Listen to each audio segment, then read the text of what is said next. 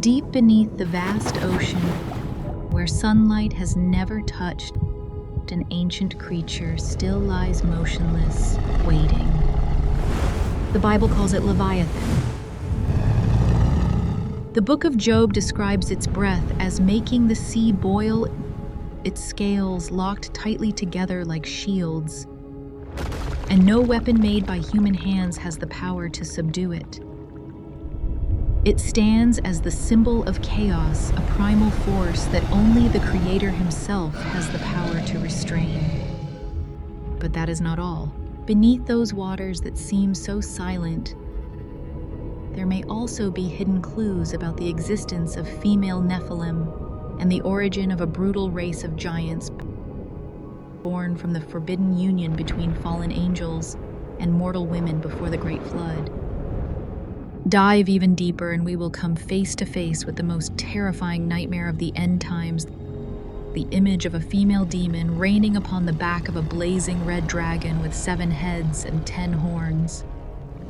And this beast possesses such dreadful power that with a single sweep of its tail it can drag down 1/3 of the stars in the sky. Why does the book of Revelation describe the end of the world with such frightening images? Is the falling of countless stars a real cosmic catastrophe? Or is it the warning bell announcing that the world has entered the final hour of judgment? In today's video, we will uncover each of these buried mysteries one by one.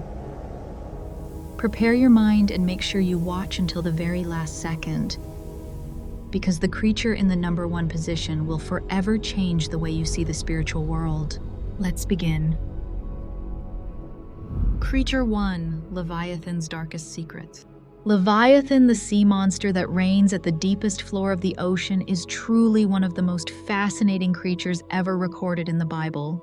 Ancient writings affirm one truth: only the Most High has the power to subdue this creature. Even to this day, Leviathan remains one of the greatest and most terrifying mysteries in human history. For many centuries, Leviathan has stood at the center of countless debates. The Bible describes it as a gigantic creature carrying a force capable of sweeping away everything in its path once it is released from its chains. So, what else does the Bible reveal about this monster? When mankind stands completely helpless before its power, who will rise to confront it? Will the Creator himself destroy Leviathan on the day of judgment? Genesis chapter 1 verse 21 shows that it came into being on the 5th day of the creation of the world. And God created the great sea creatures and every living thing that moves in the waters according to their kinds and every winged bird. But did you know that before we dive deeper, the Bible once refers to the idea that in the beginning there were 2 Leviathans. However, one of them was destroyed. How did that event unfold? Psalm chapter 74 verses 13 and 14 records that when the Most High split the waters by his power, he defeated the sea monsters, including Leviathan. The text clearly says that he crushed the heads of this monster and gave its body as food to the creatures of the wilderness. Pay very close attention to the phrase, crushed the heads of Leviathan. This detail confirms that Leviathan was a beast with many heads similar to the many-headed dragons found in ancient legends. The second Leviathan is still coiled beneath the deep, waiting for the day of judgment to face the Creator. We will decode that in a later part of this file. Turning to the book of Job. Leviathan appears as an extremely terrifying creature, an entity that causes every enemy to tremble and turn away. Its size is so enormous that it reaches far beyond ordinary imagination, like a nightmare stepping into reality. Let us listen together to the vivid description in chapter 41 of the book of Job. Can you draw out Leviathan with a fishhook, or tie down its tongue with a rope? Can you put a reed through its nose or pierce its jaw with a hook? Will it beg you for mercy or speak gentle words to you? Will it make a covenant with you to become your servant for life? Can you play with it like a pet bird or tie it up for your little girls to play with? Will merchants bargain over it or divide it among traders?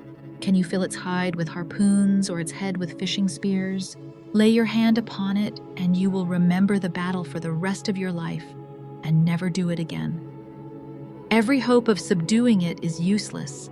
The mere sight of it is enough to make all things collapse. All are terrified, and no one has the courage to awaken it. So who is able to stand against it? Those descriptions carry a truly suffocating weight. Many people quickly conclude that Leviathan is only a symbolic image representing cruel powers or tyrannical governments. The crowd often thinks that way, but I have every reason to affirm that this is a completely real physical entity. When we enter chapter 41 of the book of Job, the ancient record goes far beyond the idea of an allegorical poem. The Bible describes this creature in realistic, sharp, and highly specific language. Each sentence clearly sketches the form of a great dragon, an enormous beast with overwhelming power over everything in the world. For example, verse 18 reveals an overwhelming vision stating clearly, "Its sneezings flash forth light." Continuing in verse 19, the image of a furnace of hell appears with vivid force. Fire pours from its mouth, sparks of fire leap out. Smoke rises from its nostrils like steam from a boiling pot over burning reeds. The text goes on to affirm the unique position of this creature upon the earth. It was born with absolute pride, completely immune to fear, and always ready to crush even the most arrogant opponents. It is the king over all the beasts of the wild. Chapter 41 of the book of Job is truly a treasury preserving some of the most majestic descriptions of this lord of the ocean. Before an entity carrying such destructive power, every human effort shatters. For mankind to challenge Leviathan is to open the door to ruin with our own hands. So the great question is this: what force is strong enough to deliver the final judgment? How will this entity be destroyed? The answer has been carefully carved into Isaiah chapter 27, verse 1. In that day the Lord will punish Leviathan with his great, strong, and mighty sword. Leviathan, the swift-moving serpent. Leviathan, the coiling serpent. And he will slay the dragon of the sea. This detail leads to an extremely fascinating question, one that challenges ordinary logic. Does the Creator truly possess a physical sword with which to enter battle? The answer carries tremendous weight, certainly yes. According to the Bible, the sword of the Lord is his spoken word. Hebrews chapter 4 verse 12 explains this carefully. For the word of God is living and active, sharper than any two-edged sword, piercing even to the division of soul and body. Likewise, Ephesians chapter 6 verse 17 affirms the same truth. Take the helmet of salvation and the sword of the Spirit, which is the word of God. Therefore, on that fateful day, the Creator will subdue Leviathan through the supreme power of his word alone. The monster that has spread terror and awe since the most ancient ages will surely fall completely before the one who formed it. Beyond the sacred writings, this story has always stirred intense curiosity among those who search for the truth. Could a creature of such immense size truly be hiding somewhere in a forgotten corner of our planet? And if that is true, where is its kingdom? The Bible leaves behind an extremely clear map. Leviathan reigns in the deepest depths of the sea. King David mentioned the ocean in Psalm 104 verse 26. There the ships move about, and Leviathan which you formed to play there. This clue opens a chilling hypothesis, taking us out of the pages of Scripture and into the real world. This entity may be coiled beneath the darkest layers of the water, forever escaping every human effort to find it. You know, Antarctica, the freezing continent of ice, is the fourth largest landmass, yet it holds some of the greatest mysteries on the planet. Its extremely harsh temperatures and thick layers of permanent ice turn it into a natural fortress, isolating it from the outside world. It offers the perfect environment to seal away an ancient entity. What is astonishing is that this silent ice is beginning to crack. Modern science, using the most advanced measuring equipment, has recorded extremely eerie sounds coming from these very waters. The most famous is the sound known as Julia. The United States National Oceanic and Atmospheric Administration, or NOAA, captured this roar on March 1, 1999. According to the agency, its true origin remains an open question. Experts have suggested that it may have come from the collision of a gigantic iceberg. Now I will let you listen to this chilling sound yourself and make your own judgment. Could this be the sigh of Leviathan? Or is it only an ordinary geological phenomenon? Let your mind search for the answer on its own. One thing is certain, humanity's understanding of the natural world is truly very small. Believing in the existence of enormous creatures beyond imagination, silently lurking at the bottom of the deep sea, is something with a genuine scientific basis. The physical evidence collected again and again continues to strengthen this hypothesis. Let us open the next eerie sound file known as TRAIN. The United States National Oceanic and Atmospheric Administration captured this frequency on March 5, 1997. Scientific reports explain the phenomenon as coming from a massive iceberg scraping directly against the sediment layer on the floor of the Ross Sea in Antarctica. Listen closely, and this sound wave carries a rhythm almost identical to an armored iron train thundering through the deep waters. The force of this sound was so great that it traveled across tens of thousands of miles of ocean before reaching the scientists' underwater microphone system. This hidden current of mystery continued. Only 2 months later, on May 19, 1997, the Advanced Hydroacoustic Equipment System captured another strange frequency known as slowdown.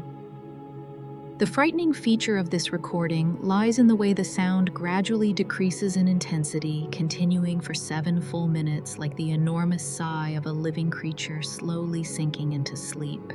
Although NOAA continued to use the hypothesis of shifting ice masses to explain it, many independent experts still held firmly to the belief that the cause was organic and truly alive. Leaving aside those dry scientific reports, our imagination becomes stifled and also deeply haunted when we picture unknown beings silently ruling the kingdom of the ocean. The crowd has always proudly declared that mankind has mastered all the secrets of the sea. Reality proves the exact opposite. We have only touched the surface layer of an endless world. Respected biologists estimate that tens of thousands of marine species are still successfully hiding from human discovery. This statement is completely understandable because more than 80% of the ocean's volume on this blue planet remains forever submerged in primordial darkness. That environment rejects every human attempt to illuminate it, creating the perfect black velvet curtain to conceal great entities. That truth has the power to make us fall silent. What mighty beings are reproducing in those abysses thousands of meters below? What kind of beast possesses a flesh and bone body structure strong enough to withstand the terrifying pressure capable of crushing even the most advanced submarines? The answers to these mysteries are as endless as the ocean itself. Moving beyond the chilling sound waves of reality, we turn the pages of ancient apocryphal texts to compare the record. Here, Leviathan rises towering and holds a central role in Jewish mythology, especially in the awe-inspiring records of the Book of Enoch. These texts open a vast ecological picture from the dawn of the primordial world. From the beginning of time, the Creator himself formed a system of gigantic beasts to govern different realms of space. Leviathan, the female being carrying the power of the water element, was given the mission of ruling the ocean abyss and the roaring waters. Its perfect counterpart is the male behemoth, the tyrant of the land. Ancient texts describe Behemoth as having a body as firm as a mountain of stone, ruling over a silent desert hidden to the east of the Garden of Eden. This ancient ecosystem still preserves a third powerful piece, forming a solid triangle of absolute dominion. The Book of Enoch reveals the presence of Ziz, the great bird that governs the sky. The wingspan of Ziz is so immense that it creates the phenomenon of a total solar eclipse, stretching out like a gigantic shield that protects all creation from blazing cosmic storms. By assembling the full trio of water, earth, and air, Leviathan, Behemoth, and Ziz, we successfully sketch a vast primordial world that fully satisfies our thirst for decoding history. The Book of Enoch continues to lead the listener into a blood-soaked vision of an earth-shaking battle among these great entities. The sacred writings insist that this heaven and earth-shaking event will erupt at the end of time. At that moment, Leviathan will rise from the depths, Behemoth will trample the earth, and Ziz will descend from the 9th layer of the clouds. Their battle will create tsunamis that swallow continents and earthquakes that tear open the crust of the earth.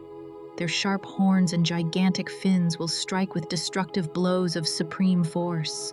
At the very moment when all creation stands on the edge of collapse, the Creator will descend. He will wield his mighty sword of light and bring all that chaos to an end. The Bible and Jewish tradition record an epic conclusion. The Most High will take the shimmering diamond-like skin of Leviathan and use it to build immense tents, granting eternal shelter to the righteous. The great flesh of Leviathan and Behemoth will become the main course of the feast, known as the Messianic Banquet, prepared for pure souls to celebrate victory in the radiant joy of a new age. This concept of immense power continues to take deep root in the Talmud, the classical foundation of Jewish tradition. This sacred work, preserving oral traditions and teachings, places the monster of the deep sea in a central position. The Talmud describes Leviathan as present in the daily schedule of the Most High. A day has 12 hours. During the first 3 hours, God sits and studies the Torah. During the next 3 hours, he judges the world. During the third set of 3 hours, he feeds all living creatures. And during the final 3 hours, he spends time playing with Leviathan. This passage carries extremely deep philosophical meaning. The sea monster that spreads overwhelming terror through all humanity is in truth a gentle pet in the hand of the Creator. This contrast honors the absolute power of God while clearly defining the nature of Leviathan, an entity of unmatched strength, yet still completely obedient to the laws of the universe. That power continues to rise into a symbol of eternal balance. Many mystical orders portray Leviathan in the form of the Ouroboros, the serpent biting its own tail. It coils its gigantic body around the entire earth, weaving a mighty wall of flesh and scales.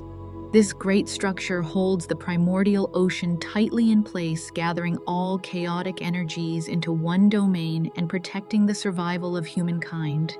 At this point, Leviathan transforms from a brutal monster into a gigantic safety belt, embracing and sustaining the gentle heartbeat of the entire universe. Moving into the field of demonology, Leviathan appears again as an oceanic demon with overwhelming power. In medieval paintings, Leviathan stretches far beyond the form of an ordinary sea dragon. Its gigantic jaws are described as the gate of hell. Leviathan's fiery breath becomes the furnace of the underworld, and each time it opens its mouth, tens of thousands of lost souls are swept straight into eternal darkness. The image of a living entity serving as the bridge between the earthly realm and the underworld carries enormous visual force, planting a deep and haunting obsession in the human mind. Researchers believe that this demon always longs to seize human bodies, creating cases of possession that are extremely difficult to purify. In the 16th century, the theologian Peter Binsfeld honored Leviathan within one of the most detailed systems of demonological classification ever created. Leviathan represents envy in the list of the 7 deadly sins. It manipulates the deep waters of the human soul, stirring intense greed and jealousy, slowly drowning its victims in the darkness of corruption. For dark cults, Leviathan sits upon the throne of the supreme demonic triad, standing alongside Lucifer and Belial. In this context, Leviathan is bound to pure chaos and violent destructive force. Many of these frightening stories lie outside the framework of the Bible. But one truth is strongly affirmed: the Creator will surely subdue it in the last days of humanity. This event symbolizes the absolute victory of light over darkness. It strengthens the belief that Leviathan is the embodiment of Satan, the evil dragon ruling the abyss. Even now, this file continues to ignite deep debates across both theology and popular culture. Leviathan has become the crown of mystery and power, drawing the attention of millions. Is Leviathan truly a flesh and blood creature, or only a symbol representing primal power? I will leave the answer to your imagination. The beast from the ocean, a system of power rising from the abyss. Following the file on Leviathan, our journey continues to sink deep into the heart of the ocean. This time, the entity that parts the waves and rises in Revelation goes far beyond the form of an ancient flesh and blood monster. It appears as an end-time machine of power, one of the cruelest political and spiritual symbols ever preserved in the entire Bible. The Apostle John witnessed this vision with his own eyes in Revelation chapter 13. He stood motionless on the seashore, and from the midst of those chaotic waters, a gigantic beast rose up. This image immediately pulls the minds of scholars back to the Old Testament era, where the ocean always represented chaos, violence, war, and earthly powers hungry to devour all things.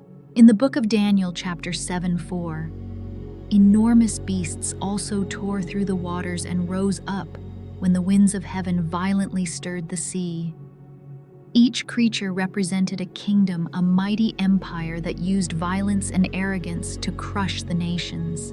Revelation chapter 13 fully inherits that symbolic language, but pushes the level of destruction to its greatest peak. The mystery of the hybrid creature in the study of history. The beast in John's vision carries 7 heads, 10 horns, and 10 blazing crowns. Across its heads are written blasphemous names directly challenging the Creator. Its body is agile like a leopard, its feet are firm like a bear's, and its wide-open mouth is like that of a lion. Every one of these traits is carefully intentional. The leopard, the bear, and the lion are the 3 beasts that once appeared in Daniel's vision, representing the empires of Greece, Medo-Persia, and Babylon, when Revelation molds all of them into one single being. Theologians recognize a chilling message. The beast from the sea is the perfect fusion of all the most brutal empires in human history. It possesses the lightning speed of the leopard, the crushing strength of the bear, and the absolute ruling roar of the lion. Digging deeper into the symbolic system, biblical researchers and historians have spent centuries decoding the mystery of the 7 heads and 10 horns. The 7 heads are interpreted by scholars as the 7 hills of ancient Rome, the center of ruthless power at that time. From a broader perspective, they represent 7 great empires that once manipulated world history: Egypt, Assyria, Babylon, Medo, Persia, Greece, Rome, and a final end-time empire still waiting to be formed. The 10 horns wearing 10 crowns symbolize a global alliance. The number 10 in the Bible represents the fullness of earthly power. Experts point out that this is the alliance of 10 kings or 10 future blocks of nations that will hand all control over to one single dictatorial system. The voluntary submission of these earthly powers is only the thin outer covering. Behind the handshake of global alliances, a demonic kingdom is officially rising. The counterfeit resurrection and the dark order. The core source of this creature's power flows from an entity 10,000 times darker. The burning words of Revelation clearly show that the red dragon itself gives the beast its destructive strength, its singular throne, and its unmatched authority. The great dragon in chapter 12 is the absolute embodiment of Satan. Through this transfer of power, the beast from the ocean officially becomes the most effective machine of the devil. It is born with a specific mission to rule with an iron hand, manipulate the mind, and drain the life force of all humanity in the final days. This fusion molds it into a terrifying hybrid between political tyranny and spiritual sorcery. On the surface, it stands like a superpower ruling every language and nation on the planet. At the deepest level, it is a reactor fueled directly by rebellion. It tramples every boundary of ordinary forms of government in order to establish a spiritual dictatorship where absolute worship becomes the only choice for survival. The dark order it builds carries a grand and merciless goal to seize every soul, tearing humanity forever away from the protective embrace of the Creator. The terror of the vision reaches its peak at this moment. One of the beast's 7 enormous heads receives a fatal wound. Blood pours out, life seems to vanish, but in the very next moment, that deep wound closes by itself and is completely healed. The whole world stands frozen. Every breath of humanity is strangled by overwhelming astonishment. Historians decode this detail by looking back to the 1st century. This symbol perfectly reflects the legend of Nero Redivivus, a persistent and haunting belief that the notorious tyrant Nero would rise again from the dead to continue spreading terror. From an end-time perspective, this is the greatest staged counterfeit resurrection ever performed. The beast has woven an extremely sophisticated false miracle. It reaches out to touch the scythe of death, then proudly returns to the realm of mankind with even greater overwhelming power. The crowds who witness this power over life and death completely lose their reason. They willingly fall to their knees and cry out in fanatical praise. Who is like the beast, and what power is able to wage war against it? The moment the crowd kneels marks one of the most terrifying boundaries in history. False religion has merged perfectly with political power. That cry exposes a state of complete inner decay. Humanity has willingly offered up its entire faith, surrendered its instinctive fear, and handed over its most sacred loyalty to a brutal system. The light of the Creator grows dim, giving way to the gigantic shadow of the beast from the abyss. This is the most alarming truth. False religion has become one with political power. The crowd's worship of the beast reflects a rotten inner condition, where human beings willingly hand over faith, fear, and loyalty to a rebellious system. The 42-month war and the alliance of the unholy Trinity. To strengthen its domination, the beast is equipped with a gigantic lion's mouth, constantly roaring words of extreme arrogance. Its speech turns into wounding swords, striking the heart of truth and ruthlessly trampling the sacred honor of the kingdom of light. This tyrant machine always longs to seize the entire communication system, distort every definition, and claim absolute authority over the limits of what humanity is allowed to believe. The whole world is locked inside a glass cage of lies. The operating time of this machine is fixed by the Bible within an extremely strict limit: 42 months.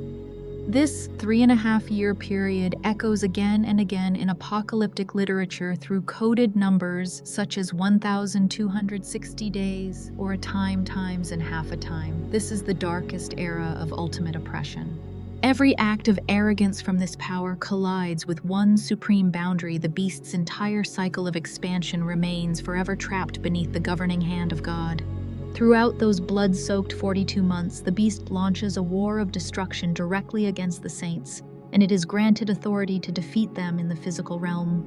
This prophecy carries tremendous weight, affirming that the final era will be a flesh and blood battlefield. The people of God must endure enormous physical pressure, brutal purges, and real losses. The beast uses every method to break even the strongest wills, forcing human beings to compromise and betray their faith from the depths of the soul. The book of Revelation lays bare the reach of this system. It holds power over every tribe, language, and nation. Far beyond the borders of a single empire, it expands into a global control network, manipulating the pulse of all things from culture, economics, and education to religious systems. Alongside its tyranny, it possesses an extremely effective accomplice. The Apostle John then witnesses the appearance of the second beast rising from the earth. Its outward form is perfectly disguised under the appearance of a gentle young lamb with 2 horns, but the sound it speaks reveals the cruel nature of the dragon. Theologians call this entity the false prophet. Its mission is to unleash a series of miracles to deceive the crowd, force humanity to make an image honoring the sea beast, and compel every living being on the earth to bow before that image. At this moment, a counterfeit trinity, the unholy Trinity, officially completes its structure of domination. At the highest point stands the dragon or Satan, acting as the source that grants supreme power. Its right hand is the beast from the ocean, embodied as the Antichrist machine that rules the entire global political and military system. The final link is the beast from the earth, serving as the false prophet, operating the propaganda machine, spreading false religion, and staging deceptive miracles. These 3 powers merge into one dark mass, imprisoning the world inside a perfect web of deception. The mark of compromise, the mark of the beast. To tighten the chains of rule, this end-time system releases a classic tool of control known as the mark of the beast. It uses force to compel every class in society, from the noble and powerful to the poor and miserable, from free people to slaves, to receive a mark on the right hand or on the forehead. Brave souls who reject this mark immediately face a sentence of economic ruin, stripped of all rights to buy, sell, live normally, and exist within human society. Experts decode this symbol through extremely deep analysis. The position on the right hand represents labor action and daily work. Meanwhile, the forehead represents ideology, personal identity, and absolute loyalty. Accepting the mark is an oath of total submission in both body and soul. This system turns the economy into a terrifying altar of sacrifice, transforming even the smallest buying and selling transactions into a cruel test of loyalty. It uses humanity's most basic need for survival to force all mankind to kneel in obedience. In addition, researchers of ancient languages have found a powerful connection through the system of gematria. When the sacred mathematical rules are applied, the beast's number 666 corresponds exactly to the name of the Roman tyrant emperor Neron Caesar in the Hebrew alphabet. This discovery carries a great meaning. It both anchors the Apostle John's vision in a real and blood-soaked historical context, and successfully sketches the portrait of every dictator who will rise to manipulate the world in the future. The haunting power of the number 666 continues to pierce through the dust of time, taking deep root in hidden power structures and secret societies devoted to Satanism. In the shadows of modern history, rebellious figures, especially the notorious occultist Aleister Crowley, proudly called themselves the Great Beast, 666, in direct defiance of the authority of God. This deadly symbol continues to transform under countless sophisticated coverings, from darkly colored occult rituals inside the entertainment industry to coded symbols of secret societies that seek to manipulate the world order to modern systems of power control. Many sharp observers have linked the mark on the right hand with microchip implant technology or centrally controlled digital money systems. These tools create the perfect ecosystem to turn human beings into soulless numbers, stripped of privacy and tightly monitored in even the smallest transaction. The system of the beast is gradually taking shape in our reality. These chilling movements ring out as a firm warning bell to all humanity. We are walking along the life and death edge of history. The mark of the beast goes far beyond a physical number engraved on the flesh. It is the abyss of spiritual compromise. When humanity accepts the exchange of freedom and faith for false security, when human beings become willing to trample conscience in order to protect their stomachs or earthly status, that is the moment they heat the mark of submission with their own hands and burn it deep into their souls. Keep your mind sharp and awake. Stay absolutely alert before the false splendor of the material world. No matter how enormous the system of tyranny becomes, it will certainly face its day of collapse beneath the power of the Creator. The choice you make today to stand firmly before the darkness or to kneel before the machine of the beast will forever determine your fate in eternity. The grip of identification codes and economic control systems opens the way for a method of manipulation that is many times more vicious. Open violence always meets resistance from strong wills. Knowing this limitation clearly, the system of the beast releases a sweet and deadly weapon. The mystery of the 7 heads and 10 horns now leads us straight into the center of Revelation chapter 17. Babylon, the enchanting music of the destroyer. Here, the Apostle John sees a prostitute sitting proudly on the back of a scarlet beast covered with blasphemous names. She is called Babylon the Great, the absolute symbol of a corrupt culture, sensual luxury, and economic power that manipulates the minds of the kings of the earth. This image affirms an eternal truth. The beast always longs for the prostitute Babylon as its companion. Blood-soaked tyranny always needs a luxurious velvet covering to hide its utterly rotten nature. Cruel rule requires a frenzied entertainment culture to completely numb the awareness of the crowd. Look directly at the world today and you will see the breath of Babylon pulsing around us. that great prostitute is wearing the glittering robe of the modern age. She is present in algorithms that imprison the mind, in media campaigns that turn black into white, and in a consumerism that turns human beings into machines of endless material craving. Every glowing device, every entertainment platform that stimulates dopamine is joining together to create the enchanting music of the destroyer. This system lulls humanity to sleep with brief pleasures, drains time, and imprisons people inside empty cravings for status and fame. The soothing music of Babylon completely drowns out the sacred call of conscience. When tyranny and desire crystallize into one, they establish a civilization that worships money and places the statue of rebellion upon the throne. The final judgment. No matter how powerfully and brilliantly this dark empire expands, it must face the appointed hour of collapse. Revelation chapter 19 vividly portrays the moment when the beast and the false prophet are seized. The glittering shell of deception is stripped away completely. The mighty entity that once made the whole world tremble in submission now collapses in humiliation before the absolute authority of the rider on the white horse, the one whose name is faithful and true. The light of truth from his sword burns away the entire machine of deception and restores justice to the universe. At this radiant moment, the difference between the two gigantic creatures of the sea becomes sharper than ever. Leviathan represents the primordial fury of nature, spreading overwhelming physical terror.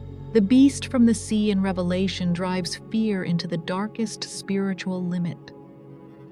One is an ocean monster roaring before the power of creation. The other is a cunning dictatorial system that directly challenges the iron faithfulness of the saints. One physical monster uses claws to tear apart the bodies of its victims. Far more silent and cruel, a beast system uses sweet temptations to seize, manipulate, hollow out, and rot the entire foundation of human conscience. The image of the beast tearing through the waters and rising with 7 heads, 10 horns, and 10 crowns will forever carve a sharp question into every age when earthly power clothes itself in overwhelming strength and deadly charm. Will you choose to kneel and receive the mark in exchange for a false existence? Or will you courageously risk your entire life to keep the flame of faithfulness burning until your final breath? The vision of the 4 beasts in the book of Daniel, when empires appear as monsters from the sea. After closing the file on the beast of Revelation, our minds are pulled back into an ancient vision with an even more violent force. This is the great symbolic foundation for every later image of the end times, the vision of the prophet Daniel in chapter 7. On that fateful night, Daniel witnessed the vast ocean being stirred into chaos as 4 violent winds tore down from the sky. In the symbolic language of the Bible, the ocean forever represents chaos, tyranny, and dark forces that stand completely beyond human control. When the winds struck the surface of the waters, a cosmic stage officially opened. There, the great empires appeared after their glittering outer layers of courts and thrones had been completely stripped away. They stepped forward in their true form, brutal beasts. From that black abyss of water, 4 monsters rose one after another, tearing through the waves. Each creature carried a strange and different form, spreading its own distinctive kind of cruelty. Under the eyes of the prophet, the great superpowers of history completely lost their royal majesty. They appeared in their true forms as grotesque hybrid beings formed from lions, eagles, bears, leopards, iron-sharp horns, claws, and mouths roaring words of blasphemy. The first beast, the lion with eagle's wings, the Babylonian Empire. The precise record from the book of Daniel, chapter 7, verse 4, reveals the appearance of the first beast, a gigantic lion spreading the mighty wings of an eagle. The brutal power of this entity haunted history so deeply that hundreds of years later, it was reborn in the book of Revelation, chapter 13, verse 2. There, the Apostle John describes the end-time machine of the beast from the ocean as having fully inherited the roaring mouth of the lion, The combination of lion and eagle portrays absolute royal power and extreme cruelty. The lion holds the position of lord over the land, using muscular strength to crush every barrier across its path of conquest. The eagle is the ruler of the sky, possessing a razor-sharp gaze and the ability to dive down and finish its target with lightning speed. Daniel was facing directly an empire of conquest on a cosmic scale. Under the iron-covered hand of the tyrant Nebuchadnezzar, the Babylonian Empire used this very beast-like power to level stone walls, burn the sacred Temple of Jerusalem, and drag the entire Jewish people into a dark exile lasting 7 decades. The power of the Babylonian beast represents the kind of authority that forces all things to tremble and kneel. Right at the height of its pride, the next development reveals a punishment of devastating force. The mighty eagle wings are suddenly torn from its powerful back. The arrogant creature is lifted up from the earth and forced to abandon its predatory instincts so it can stand upright on 2 trembling legs. Its powerful chest is intervened upon, and a weak, frightened human heart is placed directly inside the beastly shell. Historians and theological scholars alike identify this as the stripping bare of the Babylonian Empire. The majestic winged lion reliefs still standing guard among the ruins of the great Ishtar Gate are the strongest physical testimony to this vision. The removal of the wings directly reflects the terrifying event recorded in the book of Daniel, chapter 4. There, the arrogant king Nebuchadnezzar was struck by the Most High with a punishment that took away all his reason, forcing him to eat grass and live like a wild beast for 7 full years. That cruel, beastly heart was only truly replaced by a human heart when the tyrant of Babylon raised his eyes toward heaven, trembling as he bowed down and confessed the eternal sovereignty of God. The first beast forever carves an iron truth into the flow of time. Every empire, no matter how high it flies or how brutal its military power becomes, will finally have its proud wings completely broken by the judging hand of the Creator.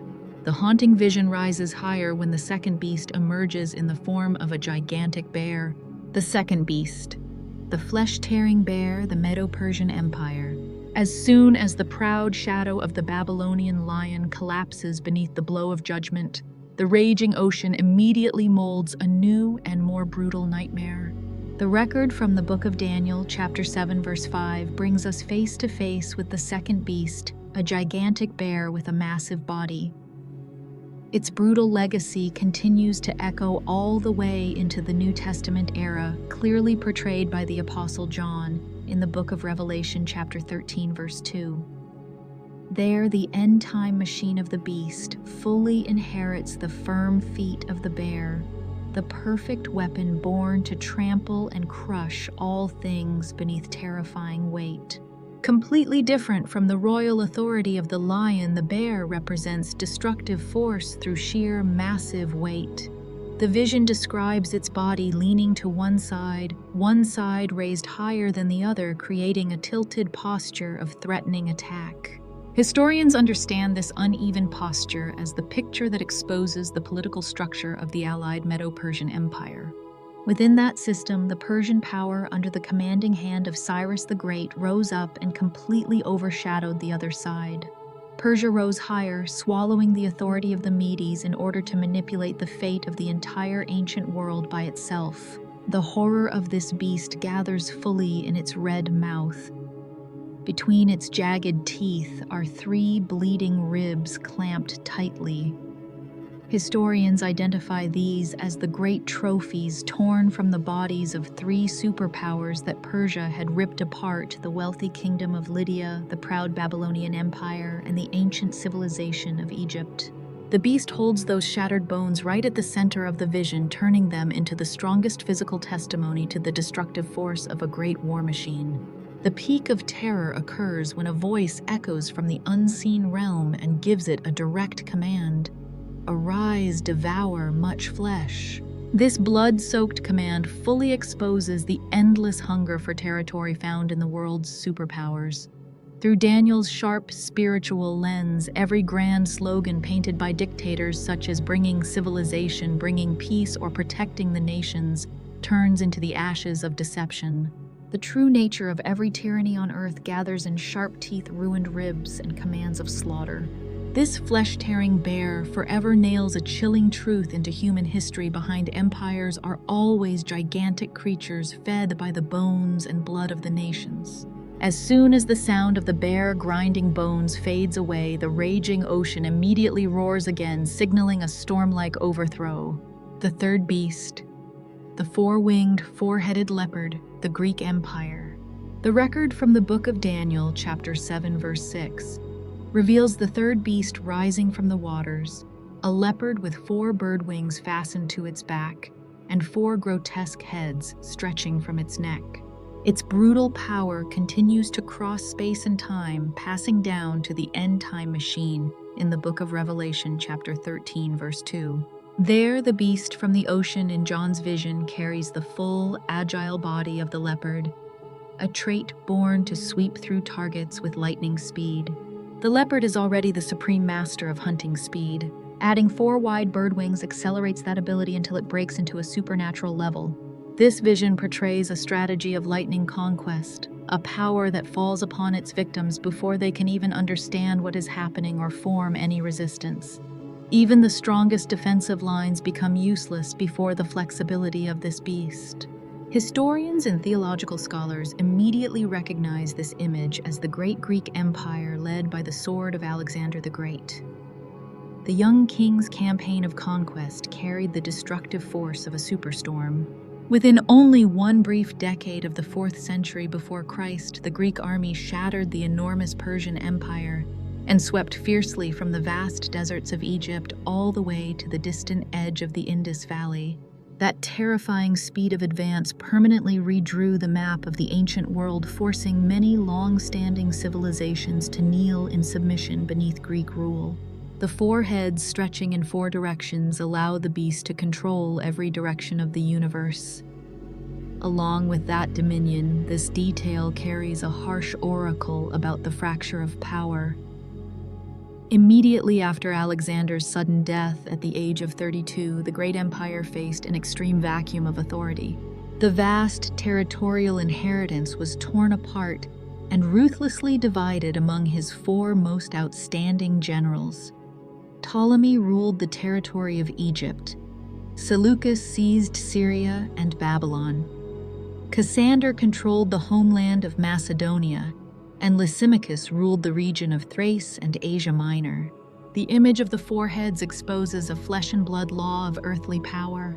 The faster a force expands, the more devastating its later collapse becomes. Bloody civil wars among these four generals erupted and continued for decades, directly turning the sacred land of Judea into a geopolitical chessboard, sinking it deep into a violent spiral of competition. The leopard beast left behind a historical lesson of tremendous weight. Every great military victory built by human beings is extremely fragile. An outstanding conqueror may possess speed far beyond any king in history, but the earthly throne will finally break into pieces beneath the immense pressure of greed and the ambition for exclusive rule. As the dust from the collapse of the Greek Empire has only just settled, the abyss cracks open again, signaling the birth of the greatest and most cruel entity. The fourth beast, the nameless tyrant and the arrogant little horn. The vision reaches the height of absolute terror when the fourth beast tears through the waters and rises. Daniel's mind completely surrenders in the search for a linguistic term that can define it. The previous three beings still preserved familiar biological forms, while the fourth beast breaks every classification system of the natural world. The Book of Daniel, chapter 7, verse 7, chooses the most haunting words to describe it: extremely terrifying, dreadful, and possessing unmatched destructive power. Its brutality is shown through gigantic teeth forged from solid iron. In the ancient world, iron was the ultimate symbol of indestructible war machines. Possessing iron teeth and bronze claws proves one truth: it has completely abandoned the need for instinctive hunting in order to become a systemized machine of destruction. It devours its victims, bites, tears, crushes, and uses its weight to trample every remaining fragment beneath its feet. Most strikingly, 10 sharp horns grow from its head. In symbolic language, the 10 horns represent an alliance of 10 kings arising from this dark system of power itself. The center of the terror gathers around the little horn that grows up from among them. Its violent force brutally uproots 3 earlier horns in order to seize the position of sole dominion. This little horn possesses the cunning eyes of a human being and a mouth that constantly roars blasphemous words. It has the ability to observe, carefully target precisely, and use language as a weapon of mass injury. Even more terrifying, it directly launches a war to destroy the saints. It establishes a plot to distort sacred time, manipulate holy days, and forcibly change every eternal covenant law of the Most High. This is the most brutal interference in spiritual life, forcing humanity to live according to an ideology completely hostile to God. History interprets this vision through 2 great lines of thought that complement each other perfectly. The first layer of interpretation points directly to the Roman Empire, the war machine that crushed humanity through standardized law, unmatched military power, and the cruelest techniques of torture in history. The arrogant little horn is the perfect prototype of the Antichrist, the tyrant who will manipulate the entire world in the end times. The second layer of interpretation places the vision within the blood-soaked crisis under the tyrant Antiochus, the 4th Epiphanes of the Seleucid dynasty in the 2nd century before Christ. History records that this dictator desecrated the sacred temple in Jerusalem, placed a statue of Zeus inside the holy place, sacrificed a pig on the altar, and sparked the Maccabean revolt that shook the ancient world. The perfect combination of these 2 layers of interpretation creates an immortal pattern. Every empire that uses violence to seize faith, every system that controls the conscience of humanity carries within itself the cruel nature of the 4th beast. Whether appearing under the shadow of ancient Rome or as a future superpower, they are machines that chew the world with soulless iron teeth. Right at the moment when the little horn rises to the peak of arrogance, when it seems as though darkness has swallowed every hope of the earth, a brilliant light suddenly tears open the sky. The heavenly court and the dominion of the Son of Man. The power of Daniel chapter 7 explodes when the camera of the vision parts the clouds and performs a breathtaking transition, lifting us away from the chaotic deep sea and carrying us straight into the eternal heavenly court. In this sacred space, thrones are set in great majesty. The Ancient of Days sits upon the highest throne, wearing garments white as snow, with hair pure like wool. His throne radiates blazing fire, its wheels burn with flame, and a river of fire pours out before him. Tens of thousands of heavenly warriors and angels stand ready to serve. The court of the universe officially takes its seat, and the books of destiny are opened, revealing every record of history. This is the greatest theological center of the entire file. The dark ocean gives birth to beasts, and the eternal heavens issue the sentence of judgment. The empires tear at the earth, and their blood-soaked records of crime are completely exposed before the throne of God.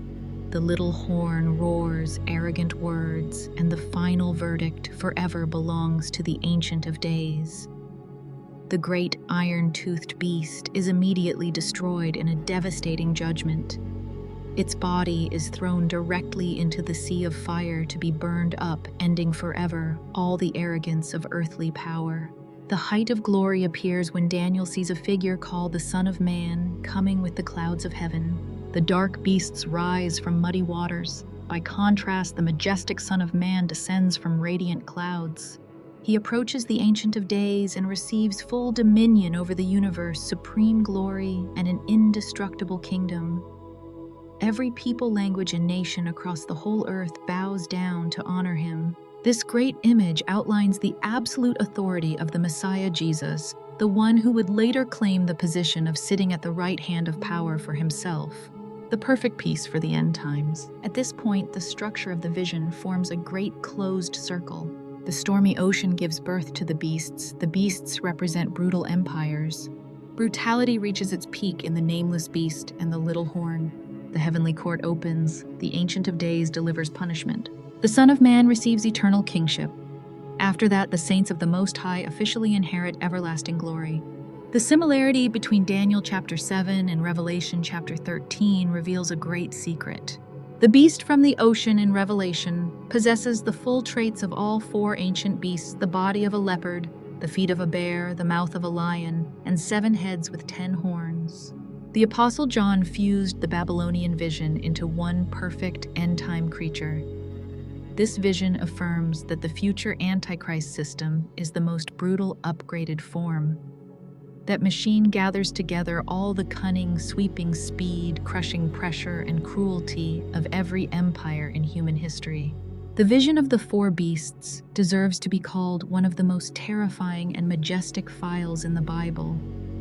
They strip bare the savage nature of every political system when it casts off righteousness. Daniel's final message shines with overwhelming hope above every iron tooth, every little horn, and every arrogant word. The Creator has already established a supreme throne of judgment. Human history endures the trampling of beasts for a limited age, and then the final kingdom, absolute glory and eternal victory, always and forever belong to God and to the one He has anointed. The bloodline of the fallen angels and the race buried before the great flood. Sigh. To be honest, whenever Genesis chapter 6 is discussed, every story seems to revolve around the Nephilim. The giants, people say, had bones powerful enough to shake the ancient world. Warriors with bodies so massive that an entire army would flee at the sight of them. But here is the core issue that no one wants to face. Where were the daughters? Look carefully at what the text actually describes. Beings from heaven came down and took human women as wives. They produced a generation of hybrid children, not just a small group, but an entire generation stretching across centuries. And yet the official biblical text focuses its lens almost entirely on the sons. The text repeatedly emphasizes their brutal strength and their gigantic bodies born for destruction. Meanwhile, the daughters vanish completely from the records. It is as though their existence was surgically removed with extreme care. Surely some authority decided that the existence of these women was too dangerous to preserve in writing. And that deliberate silence is exactly what we are going to uncover right now. The buried fragments inside the Book of Enoch reveal haunting clues.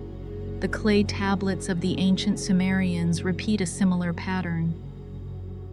Greek and Egyptian mythology, once you strip away the glittering poetic covering, both point directly toward the same conclusion. The daughters of the fallen angels were not only real. Ancient sources affirm that they possessed a kind of power their giant brothers could never have. Swords war and sweeping violence that was the domain of the male side of this hybrid bloodline. The female side operated in an entirely different way. And once you understand how they worked, you will understand why this specific story was buried deeper than any other file. Open the Bible and turn to Genesis chapter 6. Read it slowly. What do you find? A passage describing divine beings called the sons of God descending to earth and taking human women as wives. From that union, a hybrid race was born, the race of the Nephilim. The Bible calls them the heroes of old, the men of renown. Men. That simple word carries far more weight than most readers realize. Because in truth, the original Hebrew text does not specify gender when speaking of this generation of offspring. The original language simply refers to the result of that union. However, every translation, every commentary, and every interpretation by Jewish religious teachers across thousands of years has pushed the entire story in one direction. They insist these were male giants who acted as warriors and destroyers. Now ask yourself one pressing question. When two kinds of beings reproduce, does only one sex come into existence? Has that ever happened in the entire history of biology? Clearly there is a truth that was intentionally filtered out of this report. The Book of Enoch, a book excluded from the Western biblical canon but directly quoted by the Apostle Jude, expands Genesis chapter 6 with shocking details. 200 beings from heaven descended upon the summit of Mount Hermon. They made a blood-bound covenant. They chose wives from among human women and produced children.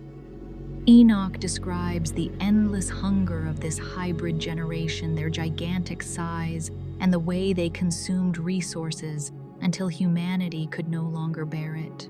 But even Enoch, the most detailed ancient source on this event, still points the spotlight almost entirely toward the male hybrids, the violent ones, the gluttonous ones. Why? Some scholars who have spent decades analyzing these textual structures believe the answer is actually very simple.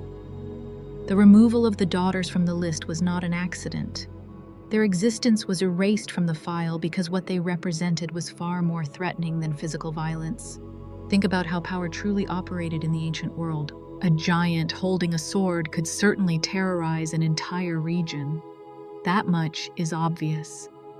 But a being carrying supernatural intelligence planted deep inside human society, capable of manipulating bloodlines, royal courts, and spiritual systems from within, that is the true threat. A force like that does not need to announce its existence. And that is exactly the portrait that appears when you begin to piece together fragments from multiple ancient sources. The daughters born from these unions occasionally appear in brief flashes inside Sumerian genealogies, Mesopotamian priestess records, and strange accounts of divine women, clears throat, serving as intermediaries between gods and human kings. Each clue is small, scattered, and easy to dismiss when standing alone. But when placed beside one another, they create a pattern that raises a question the biblical authors seem to have deliberately avoided. What if the true danger of the Nephilim bloodline was never the giants showing themselves openly on the battlefield, but those operating in dark places where no army could reach? And if you think this concealment is only a problem of ancient history, wait until you see the true nature of Mount Hermon. The story of how these beings descended to Earth and what they taught will completely change everything you thought you knew about the daughters born afterward. A mountain, that is where everything began. According to the book of Enoch, chapter 6, 200 heavenly beings deliberately chose a physical location on Earth for their landing.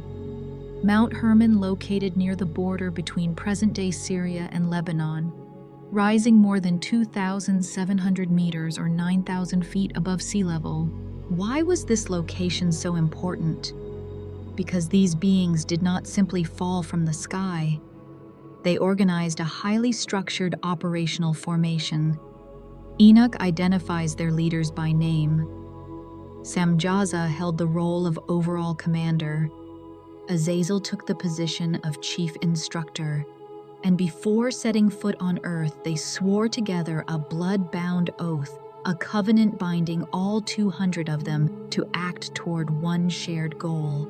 This was a military-style operation with an extremely tight structure and very clear objectives.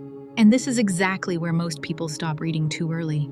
The popular version of this story usually focuses on only one detail: these beings took human wives and produced giants. End of story. However, Enoch devotes multiple chapters to something rarely examined. What did they teach? Azazel taught humanity how to forge swords, shields, and armor. This is the part everyone knows. The technology of war was placed directly into the hands of a species completely unprepared to receive it. But keep reading patiently. In that same passage, Enoch describes Azazel teaching women the art of adornment, the cutting of herbal roots, and the use of charms. Another fallen being, Armaros, taught the undoing of spells. Barakiel taught astrology. Kokobel taught the constellations. Shamsiel transmitted the signs of the sun.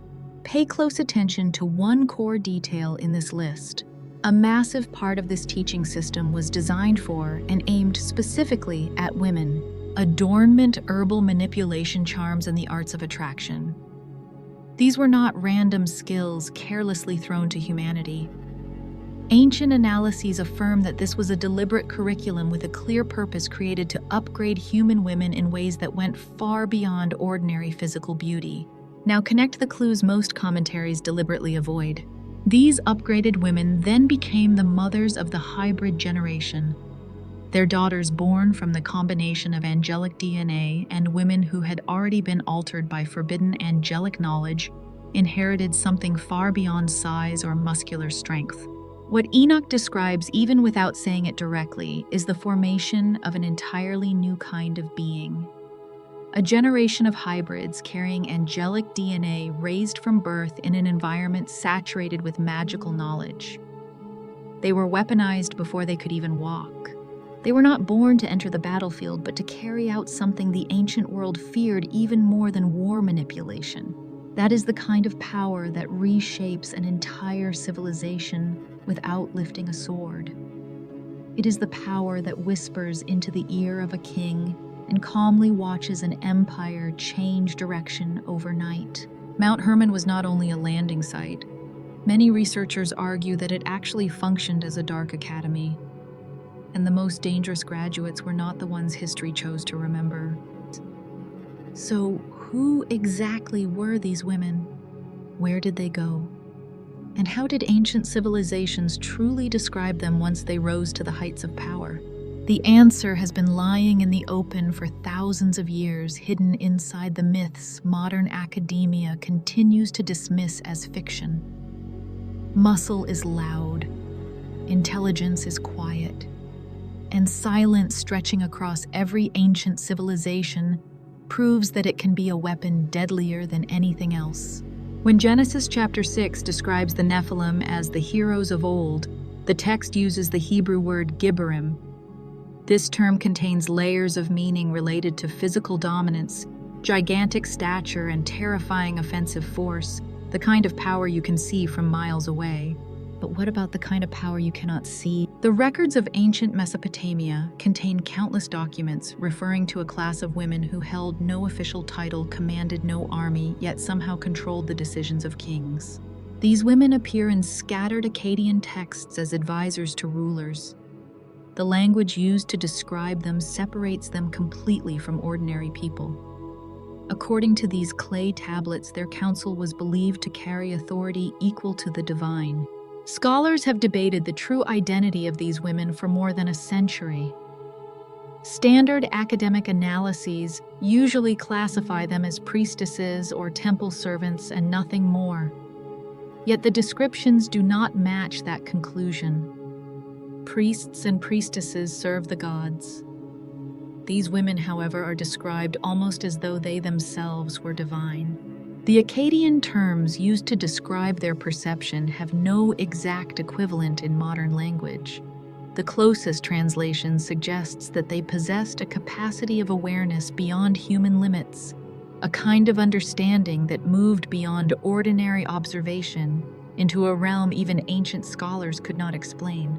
Now connect this data back to the information system of the Book of Enoch. If the male hybrid generation inherited massive physical mutations, extreme height, dense bone structure, and abnormally developed musculature, then genetics would affirm that the female hybrids may have responded to angelic DNA in a different way. Instead of exploding into raw muscular strength, that DNA may have concentrated its force into the nervous system and the architecture of cognition. This is not empty speculation. Modern genetics has proven that the same set of genes can express completely different traits depending on biological sex. The hormonal environment during development determines which genes are activated and which genes remain dormant. A genetic mutation that produces oversized skeletal growth in males could absolutely redirect itself into extraordinary nervous system enhancement in females. And that changes the entire picture of the world before the Great Flood. Imagine a civilization where the male hybrid generation functioned as visible threats.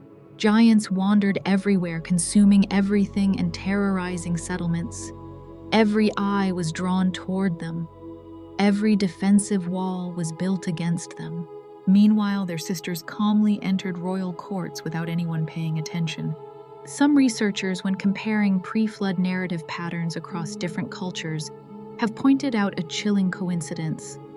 Nearly every civilization that describes a golden age followed by catastrophic moral collapse places a mysterious female power at the center of that turning point. Instead of acting as victims or outsiders, they function as the true architects of that decline. The Sumerian king list records reigned so long they seem impossible. Rulers held power for tens of thousands of years. Behind some of these kings, torn fragments of ancient texts mention women whose names carry linguistic roots directly connected to celestial origin. These were not wives in the ordinary domestic sense. Ancient language portrays them as beings who crossed the line between advisor prophetess and the true rulers behind the throne. They were the queens ruling from the shadows whom no one dared name directly because writing about them meant admitting what they truly were. So, in the mythological vocabulary of the ancient world, what were they really? That is exactly where these clues lead us now. Because the civilizations that rose after the Great Flood did not forget these women. They built grand temples dedicated to them. They carved their faces into stone. They honored these women as goddesses. The real question is, were those civilizations mistaken? Ishtar Inanna, Astarte Anat, Sirce Hecate. Across thousands of miles of space and centuries of time, civilizations with no direct connection described female beings in astonishingly similar ways.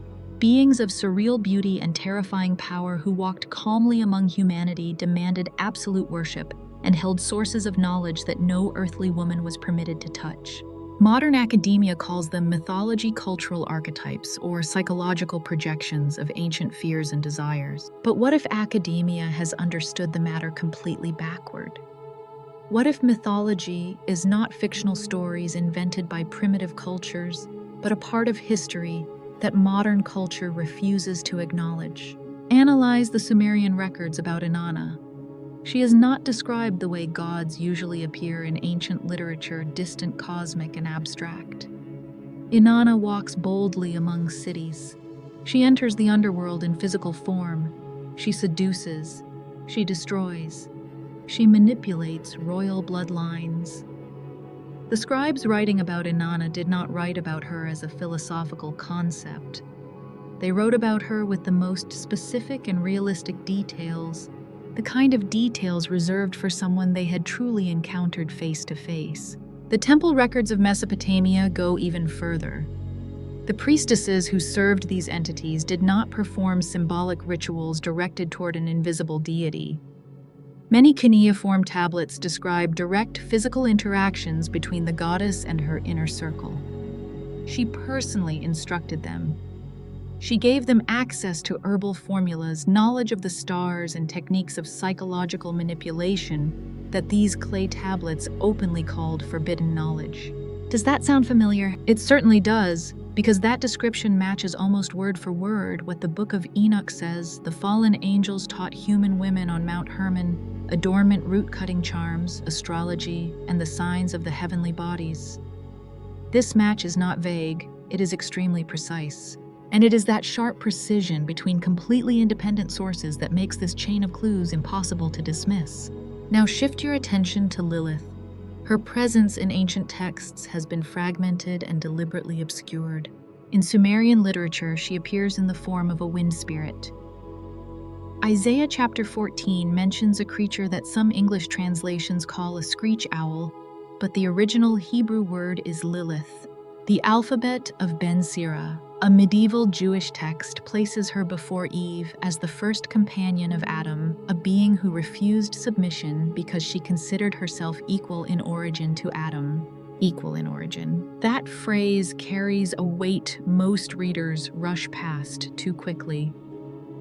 If the daughters of the fallen angels truly inherited celestial DNA and cognitive abilities far beyond the human baseline, then a being declaring equality with Adam would not be making an arrogant statement. She would simply be stating a biological fact.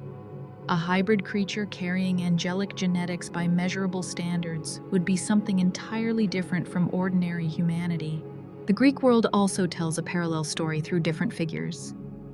The goddess Circe transformed men into pigs by using pharmakeia, the Greek root of the word pharmacy. She did not wave a wand like in a fairy tale. Ancient Greek texts describe her methods as involving herbal compounds, altered states of consciousness, and the manipulation of perception. Those are exactly the practical applications of botanical knowledge and charms that Enoch says were taught by Azazel. The goddess Hecate ruled over crossroads necromancy and the boundary between life and death.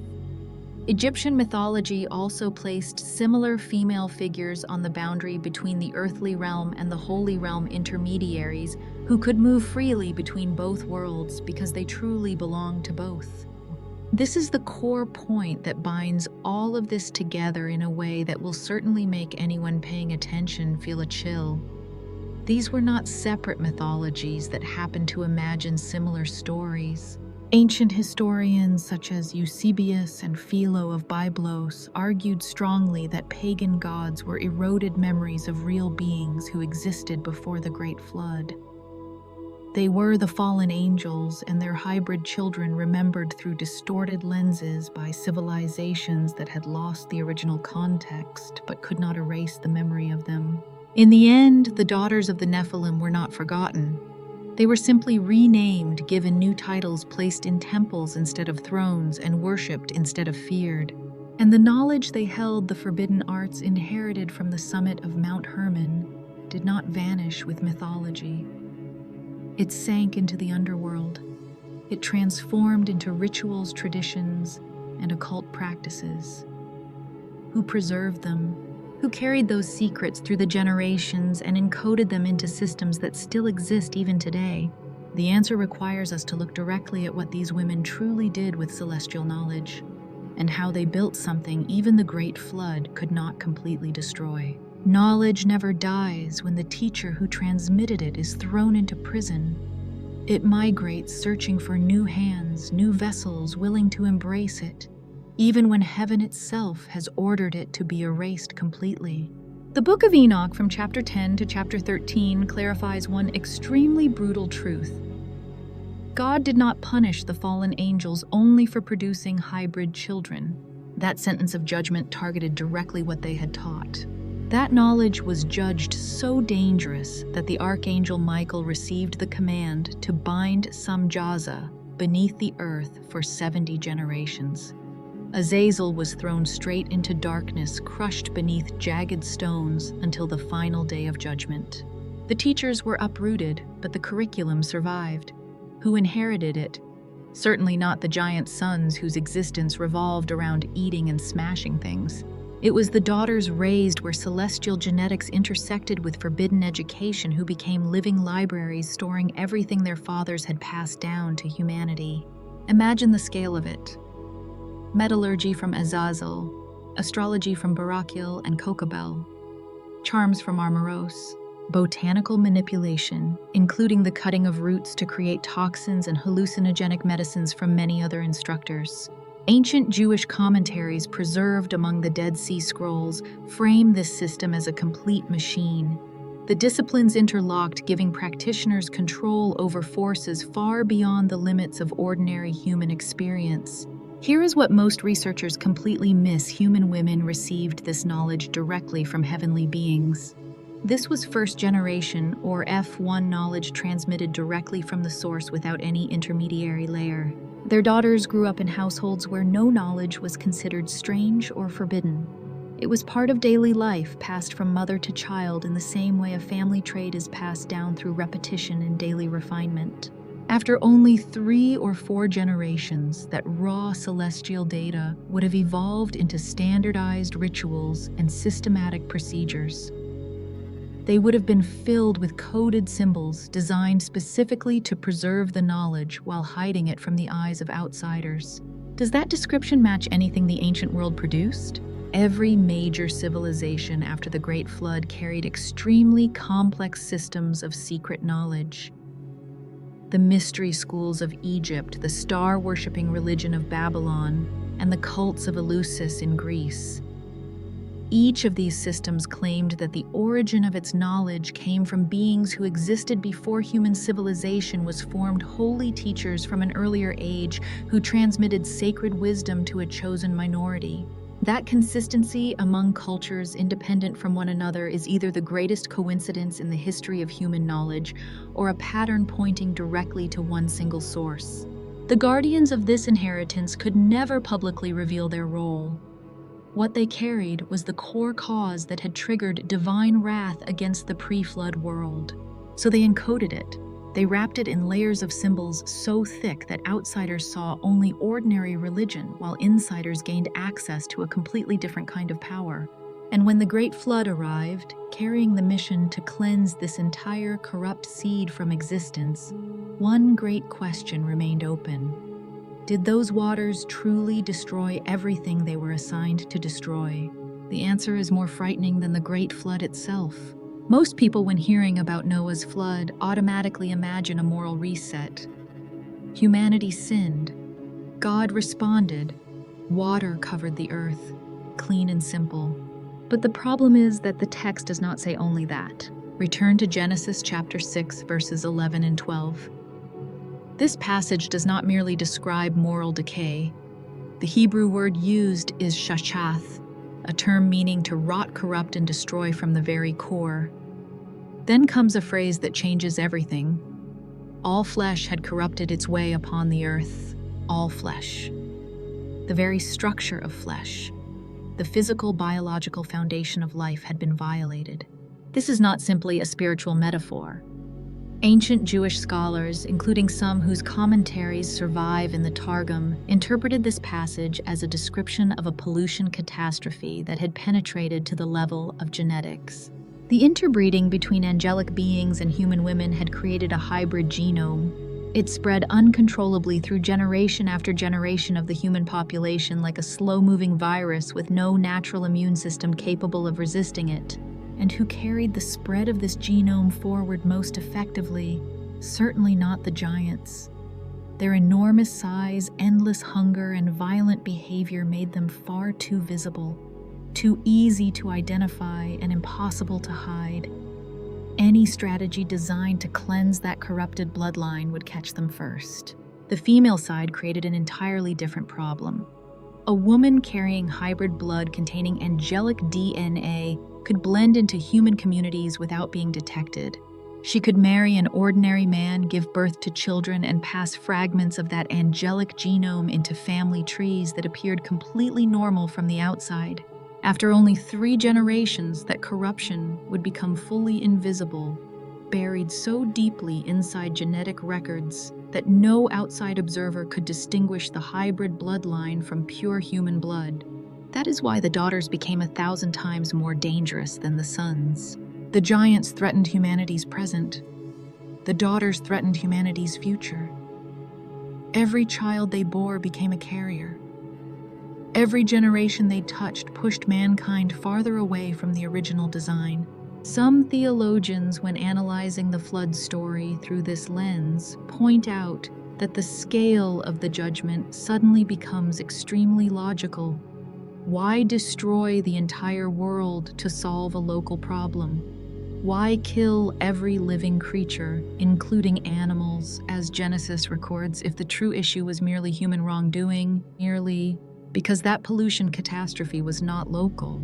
It had spread so widely that according to Genesis chapter 6, verse 9, Noah was the only man described as perfect in his generations.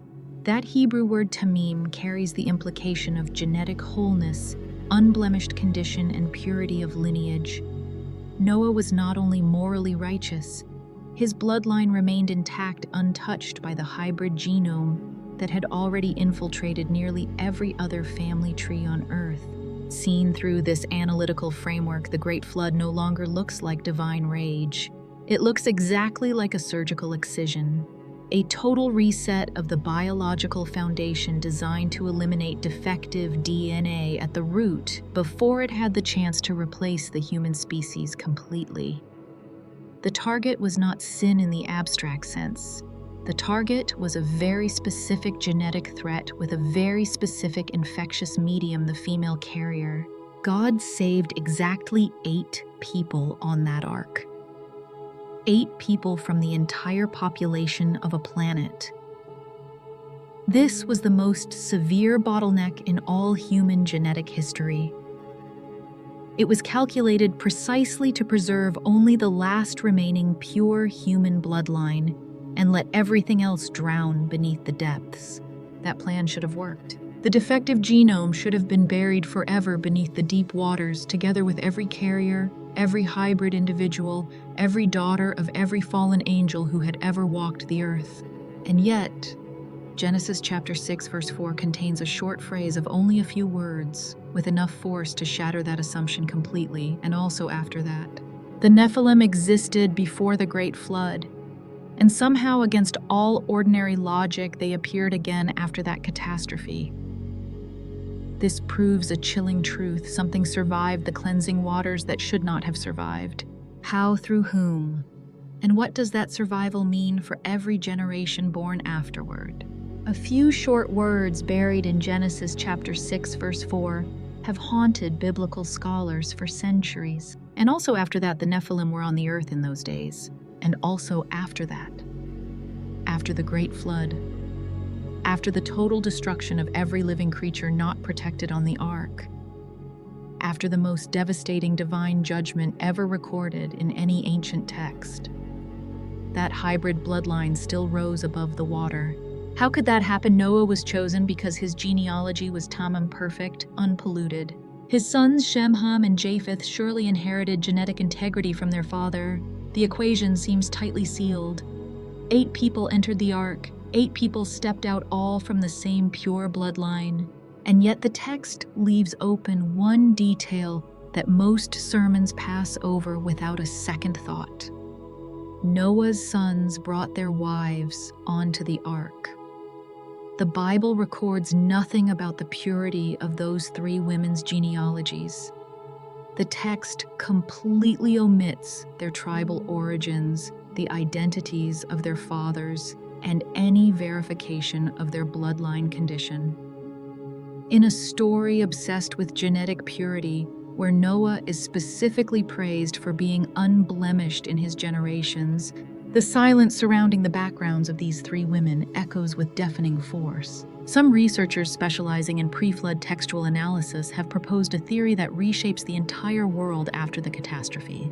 What if the pollution survived precisely because it was carried by women whose hybrid markers did not appear outwardly? They were carriers of dormant genes and recessive traits like fragments of celestial DNA buried deep at the bottom of the genome, able to pass through the inspection of a bottleneck designed to filter them out. The consequence of this theory hits directly when you trace what happened after the waters receded. Ham's son Canaan received a curse from Noah. This is one of the most fiercely debated passages in the entire Old Testament. The land of Canaan later became the very region where Israel had to face giants once again, the Anakim, the Rephaim, and Og, king of Bashan, who possessed an iron bed 4 meters long or 13 feet. According to the book of Deuteronomy chapter 3, the 12 spies sent by Moses into Canaan returned in extreme terror. They reported that the inhabitants of the land made them feel as small as grasshoppers, giants after the Great Flood, concentrated in one specific geographical region, connected to one specific family bloodline. Coincidence never creates patterns that clean. The Book of Jubilees, another ancient Jewish text excluded from the Western biblical canon, adds a layer of information that Genesis leaves out. Jubilees describes the spirits of the dead Nephilim continuing to manipulate humanity after the Great Flood. These immaterial beings longed to find physical vessels seeking to attach themselves to human bodies and maintain existence through any available channel. And the most viable channel for continuing the genome was not spiritual possession. It was genetic transmission through bloodlines that already carried dormant fragments of the original pollution. Ancient Jewish rabbinic literature in the Midrash Rabbah records heated debates among early Jewish scholars over this exact issue. Some argued that the Great Flood failed in its genetic purpose not because God's power was insufficient, but because the seed of pollution had buried Clear's throat itself so deeply inside certain family bloodlines that even a world-destroying catastrophe could not uproot it completely. Others proposed that a second wave of fallen angels descended after the Great Flood, repeating the original sin on a smaller scale. This explanation attempts to clarify why the post-flood giants were concentrated in specific regions instead of being scattered across the whole world. Whichever direction one follows, the final conclusion does not change something that should have been destroyed at the root returned. The bloodline that triggered a divine judgment severe enough to drown an entire planet found a way through the opening. It hid quietly transported inside the bodies of women whose names were never entered into the official file. And if dormant celestial DNA could truly pass through the global flood undetected, what physical traces did it leave behind? Are there skeletons, skulls, and archaeological evidence that world academia has quietly pushed into the shadows because they contradict everything textbooks say about human biology? That evidence absolutely exists, and the world's suppression of it is a frightening story worthy of its own telling. In 1871, a group of engineers digging a drainage canal in the Ohio Valley unearthed something that did not seem to belong to this world. 7 skeletons were arranged in seated positions, each measuring from 2.1 to 2.4 meters, or 7 to 8 feet. The skulls were abnormally large. The jaw structure extended far beyond ordinary human parameters. Local newspapers covered the discovery widely. Then, almost immediately, the story vanished without a trace. What followed was a deadly silence. It was the same silence that has covered nearly every reported discovery of abnormal skeletons across North America, South America, the Middle East, and several regions of Europe over the past 2 centuries. Abraham Lincoln, a sitting president of the United States of America, directly mentioned giant skeletons in an 1848 speech about Niagara Falls. He described a race whose bones fill the mounds of America, beings who had existed long before modern native populations. A president publicly acknowledged this, and yet mainstream archaeology still calmly treats the subject as folklore. Why have prestigious institutions avoided this subject so fiercely? The Smithsonian Institution received dozens of reports of giant skeletons throughout the late 19th and early 20th centuries. Researchers and amateur archaeologists repeatedly packaged bones measurements and photographs and sent them in. Some of these submitted reports even appeared in the institution's own annual reports from that period, brief notes confirming the receipt of oversized human remains from multiple excavation sites. After that, the trail breaks completely. Those bone fragments entered Smithsonian collection records and then vanished from every searchable catalog. Dozens of Freedom of Information requests across decades have produced almost nothing. The remains were either misplaced, reclassified, or simply left unaccounted for. But skeletal anomalies do not stop at height. The elongated skulls excavated from Paracas, Peru, have raised a biological problem that traditional archaeology has never satisfactorily solved.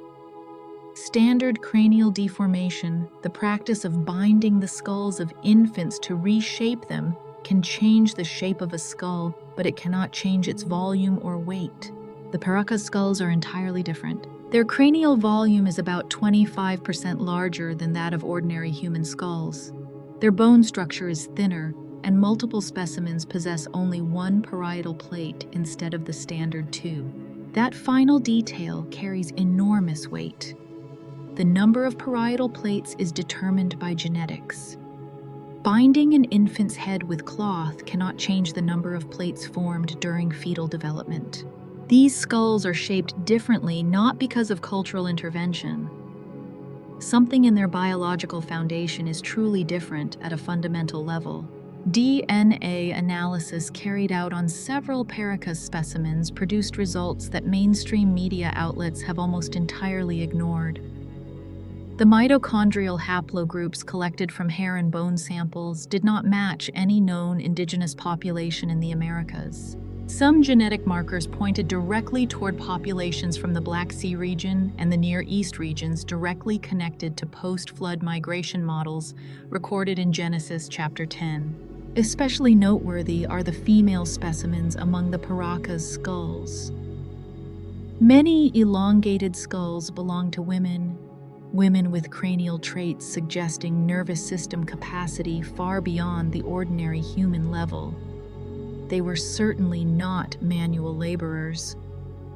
Their physical structure points directly to cognition as their primary biological advantage. That is exactly the profile drawn from the information system of the Book of Enoch concerning the daughters of the Nephilim. Mainstream science has not truly disproved these findings. It has simply chosen not to engage with them. No major university has agreed to fund a comprehensive DNA study of these abnormal remains. No respected, peer-reviewed journal has agreed to publish a systematic analysis connecting these specimens across different geographical regions. The evidence remains quiet in private collections, small museums, and forgotten archives present but untouched, available but unexamined. The absence of investigation does not mean the absence of evidence. And if the physical traces of this bloodline have crossed time and survived into the modern era as bone and stone, could their genetic signatures still be active? Could the very seed the Great Flood was designed to destroy at the root still be quietly and invisibly expressing itself in a modern world? A world where human beings have now developed enough technology to detect it. That is no longer a hypothetical question. Because what is happening right now inside laboratories across the world carries such a resemblance to the pre-flood world that even secular scientists are beginning to feel a chill. Jesus said it once, only once, and that single statement has ignited debate for 2,000 years. As it was in the days of Noah, so will it be at the coming of the Son of Man. Matthew chapter 24, verse 37. Most interpretations narrow this statement into a moral comparison. People were eating, drinking, marrying, living carelessly, ignoring God. A warning about spiritual shallowness. That is a very safe and comfortable interpretation. But is that truly all he meant? Because if Jesus only wanted to warn about general disobedience, he could have chosen dozens of other examples from the Old Testament to communicate that point. Sodom, the Tower of Babel, or the worship of the golden calf. Any of those events would have perfectly portrayed moral collapse. Yet he chose none of those examples. He chose Noah, extremely specific, deliberate. He chose the one era in all human history defined not by ordinary sin, but by the biological corruption of the human species itself through hybridization with angelic beings. That difference carries life or death meaning for us today more than at any other point in history. At this very moment, inside laboratories around the world, scientists are rapidly editing the human genome with tools such as CRISPR-Cas9. These are microsurgical tools capable of cutting DNA at precise locations and inserting genetic sequences from other species directly into the human code. Human-animal chimeric embryos have already been successfully created in Japan, China, and the United States of America. Legal frameworks are struggling to keep up with a field of research advancing faster than ethics committees can evaluate. And the official purpose is always painted in glittering language: medical breakthroughs, the complete elimination of disease, and the extension of human lifespan. The ancient world once heard similar promises. Azazel did not descend on Mount Hermon and announce destruction. According to the Book of Enoch, he appeared offering knowledge tools, upgrades, and the ability to transcend the natural limits of humanity. Everything he taught was clothed in the language of elevation, making humanity greater than its original design. The final result was a species so corrupted that divine judgment required drowning an entire planet in order to reset it. Now try setting the religious lens aside for a moment and look directly at the trajectory of the modern world. The ideology of transhumanism, now openly embraced by some of the most powerful figures in technology, academia, and corporate research, has declared its goal in words that will certainly make anyone who has studied the pre-flood era feel a chill merging biology with technology, overcoming the limits of the human body, achieving cognitive enhancement far beyond every natural parameter. Several influential figures in this movement have publicly stated that humanity in its current design is only a draft, a primitive version waiting to be upgraded, a draft waiting to be upgraded. That way of thinking contains an assumption so enormous that most listeners automatically swallow it without realizing what they have just accepted. It assumes that humanity as originally designed is insufficient, defective, and must be redesigned. The Watchers on Mount Hermon acted on that same assumption. Human women were beautiful, but still limited. They needed to be upgraded physically, neurologically, spiritually, and biologically. At its core, the entire intervention of the fallen angels was an unauthorized redesign of a species that heaven had declared complete on the 6th day of creation. As it was in the days of Noah, perhaps Jesus was not merely referring to people ignoring God at dinner parties. Perhaps that warning points directly to a far more specific catastrophe, a prophecy that the same violation of the original foundation would rise again. Different tools, different language, different organizations and institutions pulling the strings behind the process. But the core nature of the blasphemy remains the same, a frantic attempt to rewrite the definition of what it means to be human. The daughters of the fallen angels locked that altered genetic code inside their own blood. This forbidden data was then implanted directly into the foundations of civilizations, cleverly disguised under the covering of religious ritual, and continued spreading through bloodlines that survived the most devastating flood in Earth's history. The full truth about this hybrid genome has been sealed for thousands of years. It has hidden behind the shell of mythology, been struck out of official sacred writings, and faced fierce suppression from academic institutions, organizations that have countless reasons to maintain this concealment to the very end. But buried things always have a way of rising back to the surface, especially when the world above is frantically digging in exactly the same direction, without realizing that something is waiting beneath the depths. Rahab, the dragon of the Red Sea and the end of an empire. If earlier we spoke about a figure whose origin came from the bloodline of the fallen angels, then Rahab belongs to an entirely different symbolic layer. Leviathan is often remembered as the embodiment of the chaos of the primordial ocean, a gigantic force that only God can subdue. Rahab appears with the weight of pride, tyranny, and the self-exaltation of empires. In the sacred poetry of the Old Testament, Rahab does not only evoke the image of a sea monster. That name also becomes a symbol for Egypt, the power that once enslaved Israel and set itself up as the supreme order of the ancient world. From the name itself, Rahab already carries a very strong meaning. In Hebrew, Rahab is connected with the idea of pride, arrogance, storm, the display of power, and a loud authority that lifts itself up. Biblical dictionaries often recognize Rahab as both the name of a legendary sea monster and a poetic name for Egypt. This helps us understand why Rahab can be both the dragon of the waters and the image of an empire. In biblical thought, when an empire turns itself into a god, when it devours human freedom, when it builds power on slavery and violence, it takes on the face of a beast. Psalm chapter 89 verse 10 says that God crushed Rahab like one who had been slain, and by his mighty arm he scattered his enemies. Isaiah chapter 51 verse 9 calls the arm of the Lord to awake, as in the days of old, then recalls how he cut Rahab to pieces and pierced the dragon. Job chapter 26 verse 12 also uses that language. By his power the sea was subdued, by his wisdom Rahab was shattered.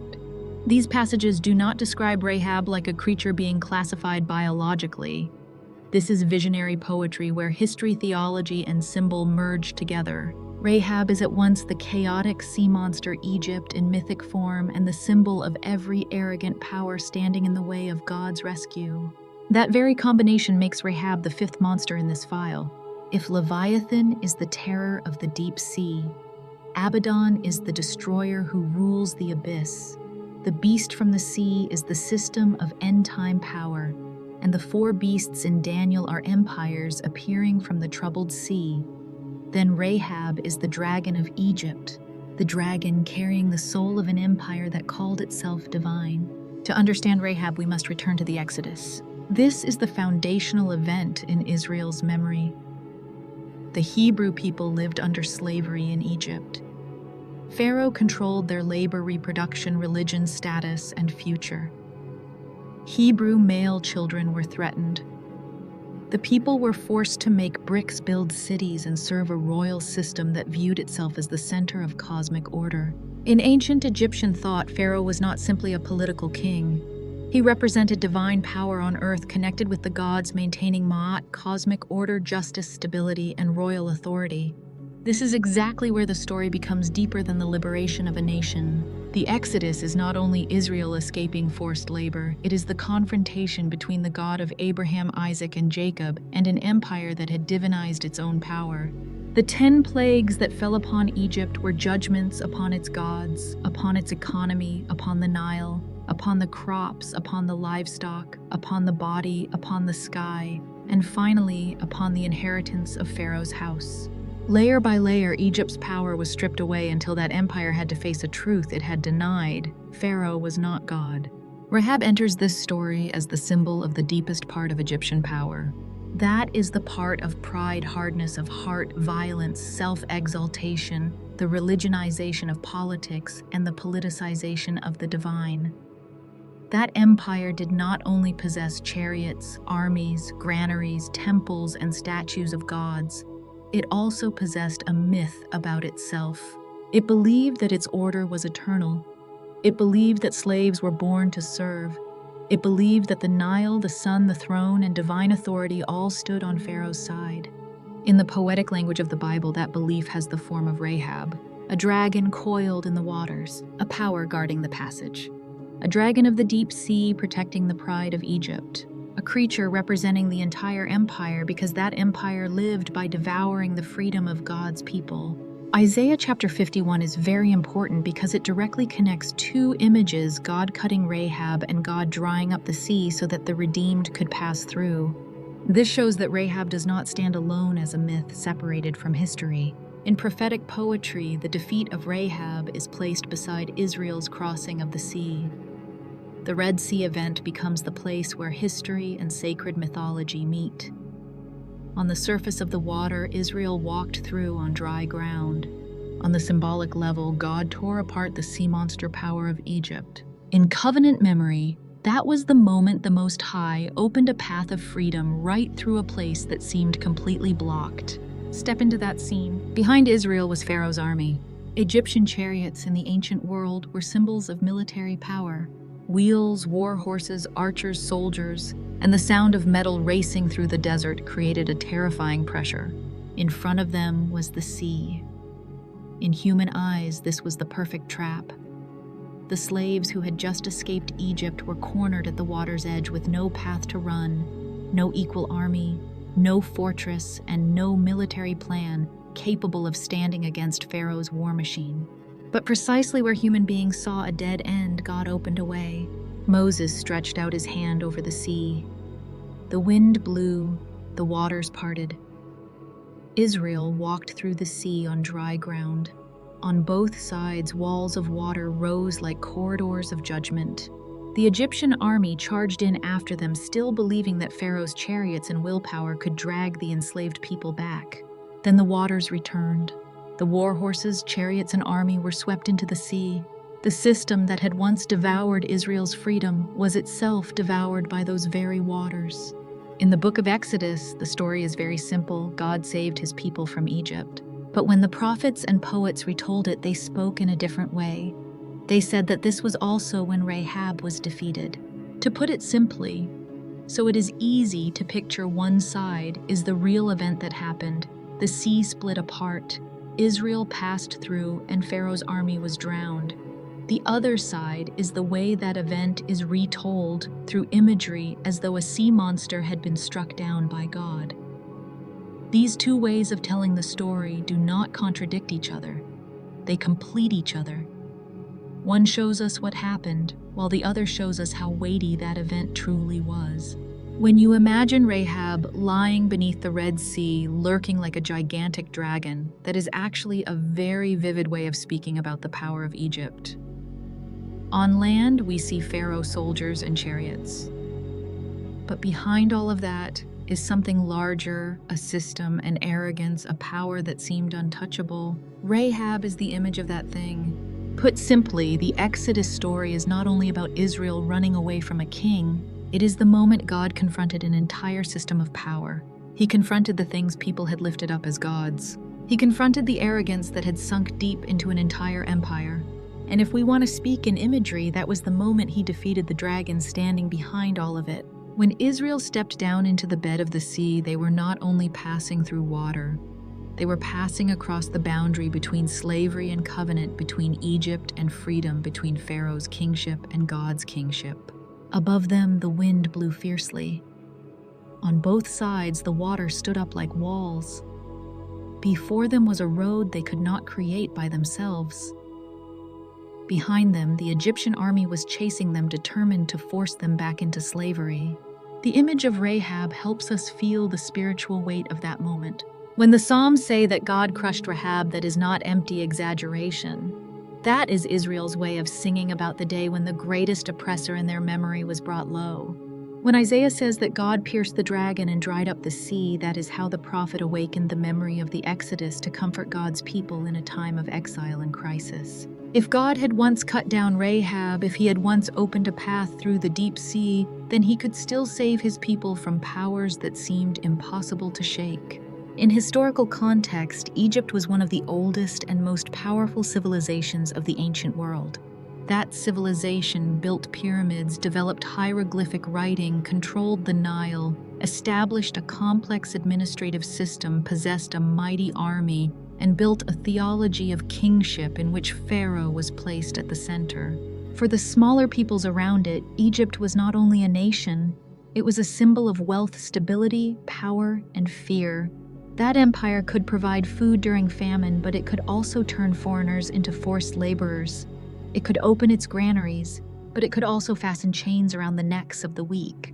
That is why the prophets repeatedly warned Israel about the temptation to return and depend on Egypt. Isaiah chapter 30 verse 7 calls Egypt by the name Rahab in a sarcastic way, Rahab, who sits still. This image is very sharp. Egypt boasts of its strength, but its help becomes empty. It carries the name of an arrogant monster, yet sits motionless when others expect it to save them. This is how the prophet exposes political illusion. Empires viewed as shelters can become Rahab, sitting still, a loud monster that cannot save anyone in the day when God judges. Rahab has two very clear roles. At the Red Sea, it symbolizes Egypt defeated by God. In Isaiah's warning, it is also Egypt that people can mistakenly believe they can rely on. Put simply, the same power is both an oppressor and a false refuge. And that is the problem. Human beings either fear empires too much or trust them too much. Both are wrong. The Bible uses the image of the sea monster in a way similar to many ancient cultures, but with one major difference: there is no equal battle between gods. God is not Rahab's rival. He is the one who controls everything. The sea is not a god. The dragon is not an equal opponent. Egypt is not the supreme power. When God acts, Rahab collapses. When he opens a way, the sea becomes a road. That is the central idea. In Exodus, God uses the wind, the sea, the night, the pillar of cloud, the pillar of fire, and the timing to save his people. In Hebrew poetry, that same event is sometimes expressed through symbolic language as his subduing of Rahab, but we should not automatically assume this is a literal battle with a sea dragon. One layer recounts the historical event. The other uses symbolic imagery to express the power and rescue of God. The sea parted and opened into a road. Rahab being cut down expresses arrogant power brought low. The Egyptian army sinking marks the military ending. The name Rahab being smashed poetically expresses the collapse of the empire. On this point, it must be stated clearly, the Bible does not directly describe a physical dragon thrashing its tail and crushing chariots in the book of Exodus. That image belongs to symbolic scene building based on the poetic language about Rahab in the Psalms and Isaiah. But that symbolic scene building helps the viewer feel what the biblical authors wanted to communicate. The battle at the sea was not only about geography, tactics, or natural phenomena. It was judgment upon a power that had turned itself into a god. Rahab symbolizes the pride of every empire that beats its chest and calls itself sacred upon the earth. Egypt at the time of the Exodus saw itself as the greatest order in the region. Pharaoh could command the killing of Hebrew infants. Pharaoh could increase the burden of forced labor. Pharaoh could negotiate, take back his words, harden his heart, and continue holding Israel in chains. That entire system operated as though human beings belonged to the throne. Rahab is the poetic form of that self-exaltation, a dragon protecting the empire, swelling itself up in the deep sea, believing that no one could open a path through the waters it guarded. But God opened a path, and when the path opened, Rahab failed. The Egyptian army was not the only thing drowned. The myth of Egypt's invincibility sank with it. The slaves came out of the sea as a redeemed people.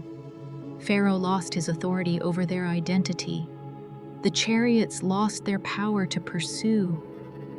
The sea, which had seemed to be the wall blocking God's people, became the place where God wrote his sentence upon the empire. That is why the Song of Moses in Exodus chapter 15 rises like a song of victory. The Lord is a warrior. That idea places God in the position of the one who directly fights for his people. He throws horse and rider into the sea.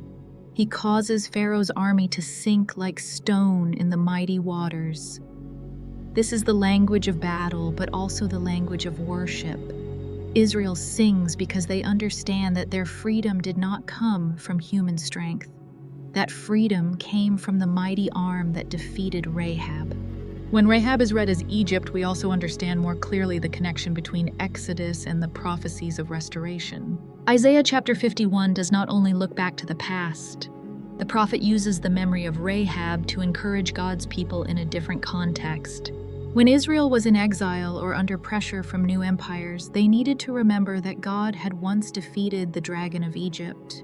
If he had dried up the sea and opened a path for the redeemed, then he could still open a way back to Zion. The past becomes the foundation for hope. The victory over Rahab becomes spiritual evidence that no empire has the right to lock shut the future of God's people. This is the true depth of the symbol of Rahab. This symbol reaches far beyond ancient Egypt, reflecting every system that turns human beings into tools, every throne that grants itself sacred status, and every power that uses violence to control the fate of the weak.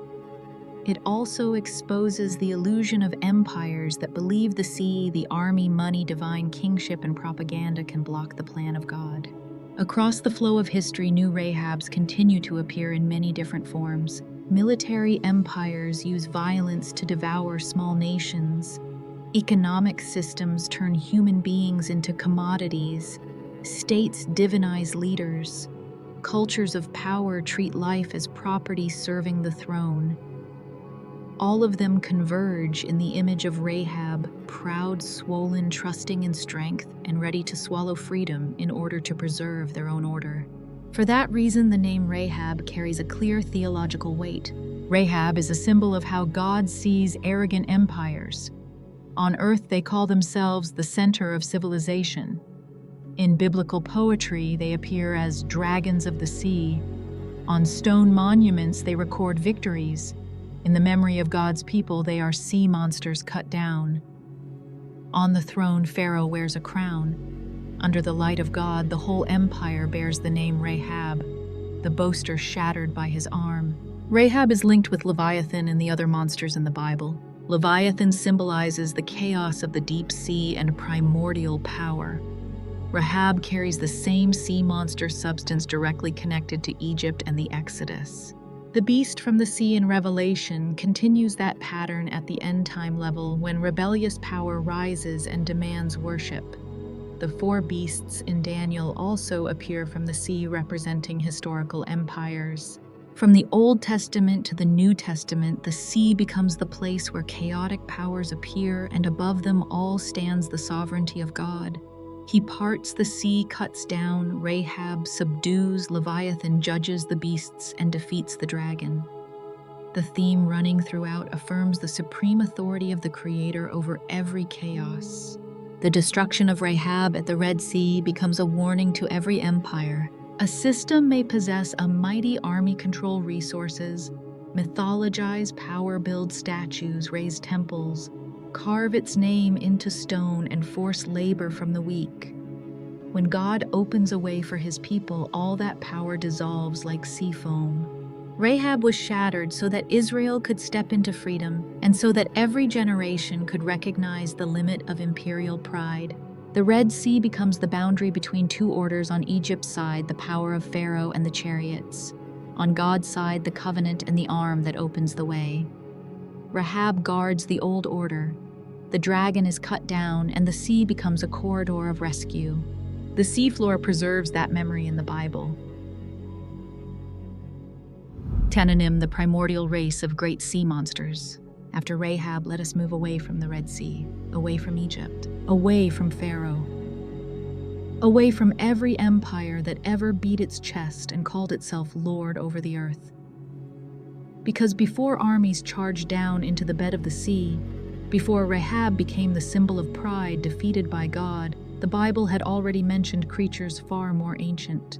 They appear in the very first chapter of Genesis, in the primordial scene of waterlight and the creative word spoken by the Most High.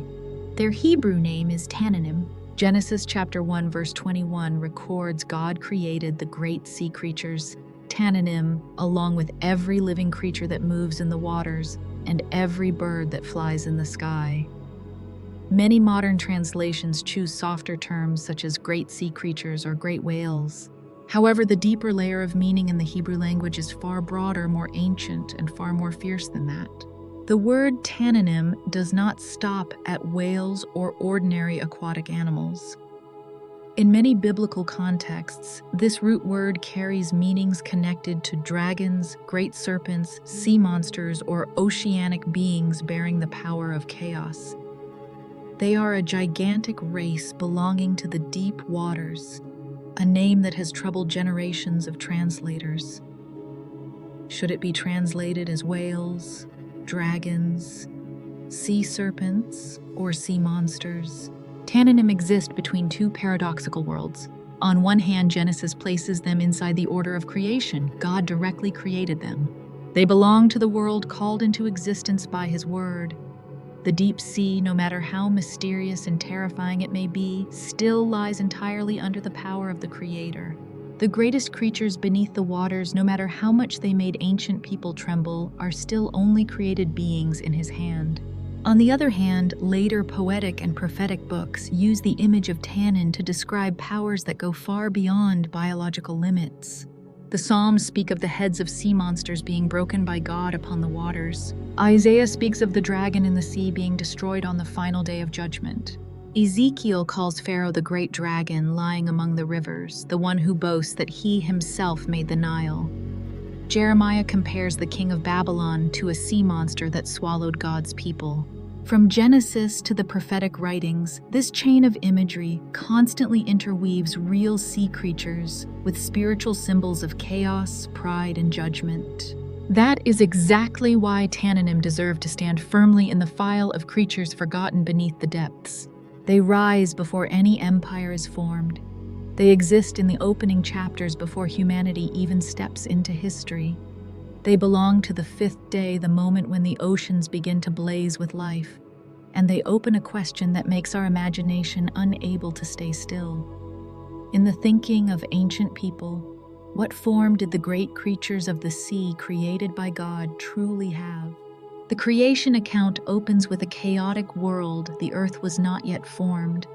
Darkness covered the face of the deep, and the Spirit of God moved over the waters.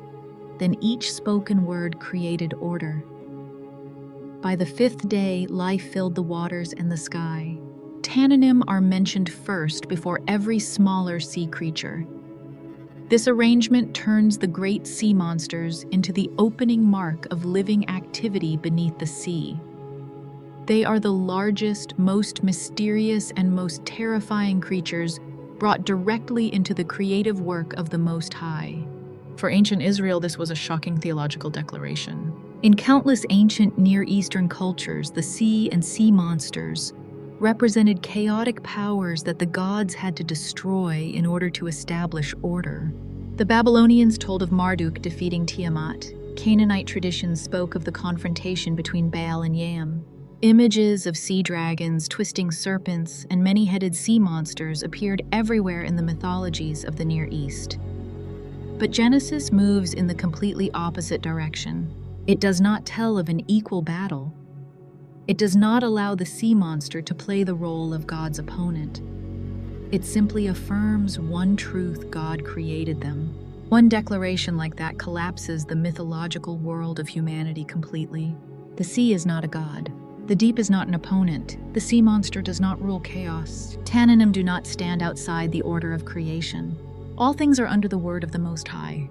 The terror of Tanninim comes from their very position.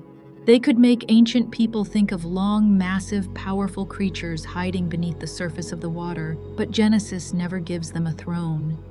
They are created, placed into the sea, and the entire work of the fifth day is seen by God as good. This is the paradox that makes this file so fascinating. Human beings look down into the deep sea and see darkness, pressure fangs, hard scales, glowing eyes, and movements that cannot be predicted. God looks at the entire ocean as part of his ordered work.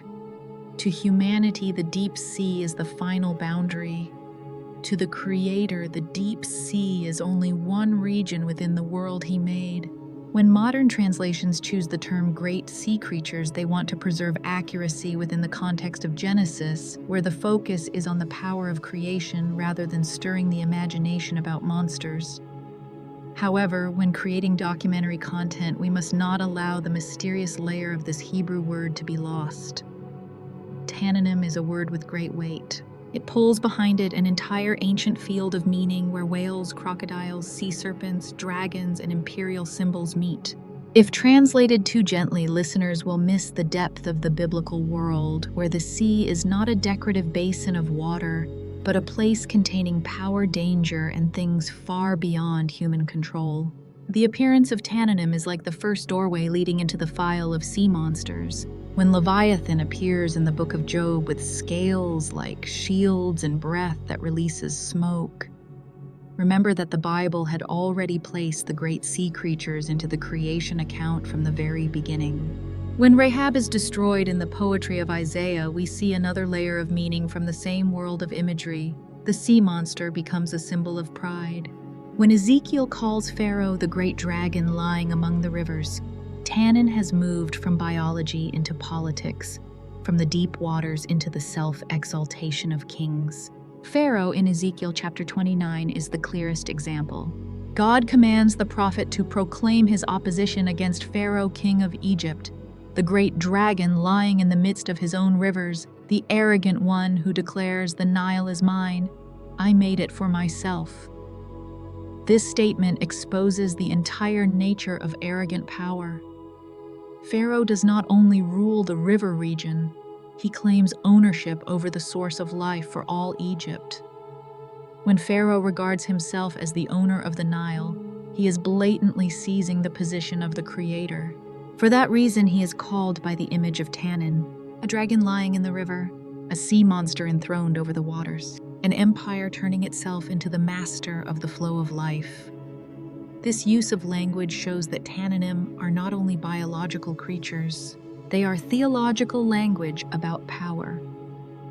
When a tyrant swells himself over the waters, the Bible calls him by the name of a sea monster. When an empire devours God's people, the prophets compare it to a great creature eating its prey. Tanninim stand at the root of the Bible's sea monster system. They do not belong only to the fifth day. They form the foundation for the way the Bible uses the image of the deep sea to speak about chaos, power, and judgment. We see the same field of imagery moving through many layers from nature, mythology, politics, and spirituality, all the way to the end times. When we look at this file, we see an unshakable truth. The deep sea in the Bible is never an empty space. It is where life is created. It is where sea monsters are named. It is where empires are compared to dragons. It is where the Creator proves his supreme authority over chaos. Today, science has mapped the moon in greater detail than the seafloor of our own planet. Pressure sensors, unmanned submersibles, and modern hydroacoustic devices are continually discovering strange creatures in absolute darkness. Giant squidfish that live for centuries in strange ecosystems beside hydrothermal vents. They do not prove that Tanninim are a rebellious race of monsters, but they do confirm that the ocean is still holding secrets that force human beings to rewrite their own understanding. Even if there is no longer a literal dragon race beneath the sea today, in the sense of dark imagination, the Bible still compels us to look at the ocean with reverence. Because from the very first chapter, before human beings gave a name to their fear, the Creator had already placed the sea into order. And in ancient Hebrew, the name Tanninim still resounds like a doorway opening down into the primordial waters. Tanninim, the great sea monsters of the dawn of creation, the first shadows of the fear of the deep sea, and the testimony that even the greatest thing hidden in the dark waters is in the end still only a creature beneath the feet of the Creator. Tehom, the primordial darkness of the cosmic abyss. After Tanninim, we must go even deeper. Not only down into the ocean, not only down to the place where the great sea monsters move in darkness, but down into the primordial waters that appeared before the sea had shores, before dry land emerged, before the sun was placed in the sky to govern day and night. The name of that deep region in Hebrew is Tehom. Genesis chapter 1 verse 2 opens with an overwhelming scene. The earth was formless and empty. Darkness covered the face of the deep, and the Spirit of God was moving over the surface of the waters. This is one of the most powerful sentences in the entire Bible because it brings the reader to the moment before every familiar order. There were no cities, no temples, no mountains, no human being setting foot on the ground. Before our eyes there remained only water darkness, the abyss, and the presence of God moving above it. The word deep in that verse is Tehom. If Tanninim are the great sea creatures created on the fifth day, then Tehom belongs to a layer before creatures themselves. It is the primordial watery abyss, the undivided depth, the chaotic space where darkness covered the waters before the command, "Let there be light," rang out. In the Hebrew text, Tehom does not appear as a character with a proper name, nor is it elevated into a goddess. It lies there as the unarranged, deep, and overwhelming reality waiting for the creative power of God to bring order. But when Tehom is placed beside the ancient Near Eastern world, the atmosphere immediately becomes heavier. In Babylonian mythology, especially in the epic Enuma Elish, Tiamat is the goddess of the primordial salt sea. She, together with Apsu, who represents fresh water, belongs to the initial stage before the younger gods appear. From the mingling of those waters, the world of the gods begins to form. But the story quickly turns into a fierce conflict. Tiamat becomes enraged, gathers an army of monsters, grants authority to Kingu, and enters into war against the younger gods. In the end, Marduk, the patron god of Babylon, defeats Tiamat, tears her body apart, and uses that body to create heaven and earth within a new order. This is one of the most famous creation myths of Mesopotamia. In Babylon, cosmic order is told as the result of a divine battle. The primordial salt sea carries the face of Tiamat, a chaotic dragon goddess mother of monsters, source of violence and pre-cosmic wrath. Marduk defeats Tiamat, and from her corpse the world is arranged. That story does not only explain the universe, it also honors Babylon, honors Marduk, and places the political power of the city of Babylon inside a mythological order. It is precisely here that the Tehom of Genesis becomes extremely noteworthy. Many researchers have long placed Hebrew Tehom beside Akkadian Tiamat. The two words have a similar resonance, and both belong to the field of meaning related to deep waters, the primordial sea, or the abyss. The most cautious way to say it is this: Tehom and Tiamat have a linguistic cultural connection within the Semitic and ancient Near Eastern environment, and Genesis may be engaging with creation traditions familiar in the Mesopotamian region. But Genesis does not retell Enuma Elish according to the same structure. It does something more daring. It takes the primordial waters, strips them of every trace of divinity, and places them quietly beneath the Spirit of God. In Enuma Elish, Tiamat is the goddess of chaos who must be defeated. In Genesis, Tehom is only the deep lying under creative authority. This difference is very important. The Bible does not open with a battle between gods. God does not need to cut down a sea goddess in order to have material for creating heaven and earth. He does not enter the universe as a warrior who must seize a throne from chaos. He speaks and light appears. He separates, sets boundaries, gathers the waters together, makes dry land appear, and layer by layer order is established. Therefore, Tehom becomes the primordial darkness that has been placed under the authority of the spoken word. Genesis does not deny the terrifying feeling of the abyss, but over the surface of the waters the Spirit of God is moving. That image is stronger than every roar of Tiamat. It does not need to create a noisy battle in order to prove the power of God. The silence of Tehom beneath the movement of the Spirit is enough to say that the deep was never an equal opponent. In the world of Babylonian mythology, the primordial sea could be personified as a violent dragon goddess. In Genesis, the deep loses that divine face. It becomes a part of unarranged reality, waiting for the Creator to shape it by His word. If the sea monsters are creatures of the deep sea, Tehom is the deep itself before the sea takes on its familiar form. If Rahab is the dragon of an empire, Tehom belongs to the layer before every empire. If Tanninim are the great life beneath the waters, Tehom is the primordial surface of the waters before sea life is called forth. Imagine the scene before the first dawn. There is no sun on the horizon. There are no stars to give direction. There is no dry land on which to place a foot. There is only black water so deep that every concept of a bottom becomes meaningless. Darkness does not only rest upon the waters, it seems to cover the entire space that has not yet taken shape. A world with no boundaries, no direction, no creatures, no familiar sound of life. Then over those waters the Spirit of God moves.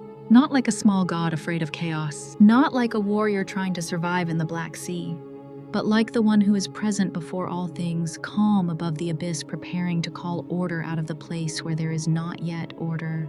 That is the power of Genesis. The text does not need to describe Tehom with teeth, claws, scales, or wings.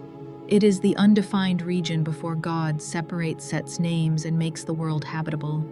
If Leviathan frightens people because it has a form, Tehom overwhelms people because no form is enough to grasp it. In mythological traditions, human beings often personify the abyss so they can tell a story about it. Babylon called it by the name Tiamat, a goddess of the salt sea, mother of monsters, the wrath of primordial waters, a body torn apart to establish heaven and earth. That way of telling turns chaos into a character. When chaos has a name, a body, an army, and an opponent, human beings can imagine the battle of creation as an epic. But Genesis chooses another path. It leaves the deep in an impersonal form. There is no sea goddess. There is no dragon corpse used as material for building the world. There are no younger gods fighting for power. There is only God, the deep darkness, water, the moving spirit, and the spoken word. Because the greatest power does not need to roar in the middle of battle. Absolute authority only needs to speak, and everything begins to take its place. Light appears. The sky separates the waters. The sea is gathered together. Dry land appears. Plants rise from the earth. The heavenly bodies are placed into their role of governing time. Creatures of the waters, birds of the sky, land animals, and human beings enter the order that has been established. Tehom is transformed not by violence between gods, but by the creative word. From the undivided waters, a structured world is born. From darkness upon the face of the deep light is called forth. From emptiness, life gradually fills each layer. Here, Tehom becomes a very deep symbol of every chaos that God can arrange again. It does not belong only to the beginning moment of the universe. It also becomes a theological memory where human beings see darkness, depth, emptiness, vastness, and no path. God can still move over the waters and speak order into being. But we must clearly distinguish between Tehom and Tiamat. Tiamat is a Babylonian mythological figure. She belongs to Enuma Elish, in which the gods are born from the primordial waters, and then conflict leads to Marduk's victory. Tiamat's body is used to create heaven and earth, and that victory reinforces Marduk's status as the supreme god of Babylon. The story carries both cosmic coloring and the political theology of Babylon. Tehom in Genesis, by contrast, is not worshipped, is not called a goddess, does not give birth to gods, and is not cut apart as material for creating the world. It is simply the deep. That very difference shows that the biblical author is presenting a completely different worldview. The Creator in Genesis does not appear as one God among many gods. He stands above all reality, including the deep that other nations once associated with mythological power. But in biblical theology, Tehom is not Tiamat under a hidden name. Tehom is the deep stripped of divinity. Tiamat is the dragon goddess of Babylon. It is precisely at this point that we begin to step into the darkness of the abyss. There is no longer the roar of the dragon goddess. There is no longer the army of monsters from Babylon. Before our eyes, there is only darkness over the face of Tehom and the spirit of God moving. Babylonian mythology says that order was born from the victory of a stronger god over a chaotic goddess. Genesis proclaims that order is born from the word of the one God. Babylonian mythology places the universe upon the torn body of Tiamat. This also makes Tehom the source of the fear of the sea and its symbolic depth. Human beings do not fear the sea only because there are great waves. That fear comes from the feeling of not seeing the bottom, not knowing what lies beneath, not controlling the direction, and not being able to measure the depth with the naked eye. The abyss reminds human beings that there are regions of creation far beyond their ability to master. From ancient times to the modern age, the deep sea has always held its role as the final frontier between what is known and what remains unknown. Scientists today know that the ocean contains trenches nearly 11 kilometers deep, regions of eternal darkness, gigantic currents, hydrothermal vents, and creatures living under pressure that would crush human beings without protective equipment. The darkness of the deep sea is no longer mythology, but the overwhelming feeling remains unchanged. The deeper a submersible descends, the more the light disappears. The noise on the surface slowly dissolves into a low tone. Sonar scans across cliffs, cracks basins, and strange movements in the black water. Those images help us feel in part the terror of Tehom. And in the end, Tehom reminds us of a very deep lesson. Darkness may cover the face of the abyss, but that darkness is not the master of the universe. Before light appeared, God was already present. Before the sea had a name, God was already moving over the waters. Before any sea monster was created, the deep was already under the authority of his word. And when he speaks, the primordial darkness must give way to the first light.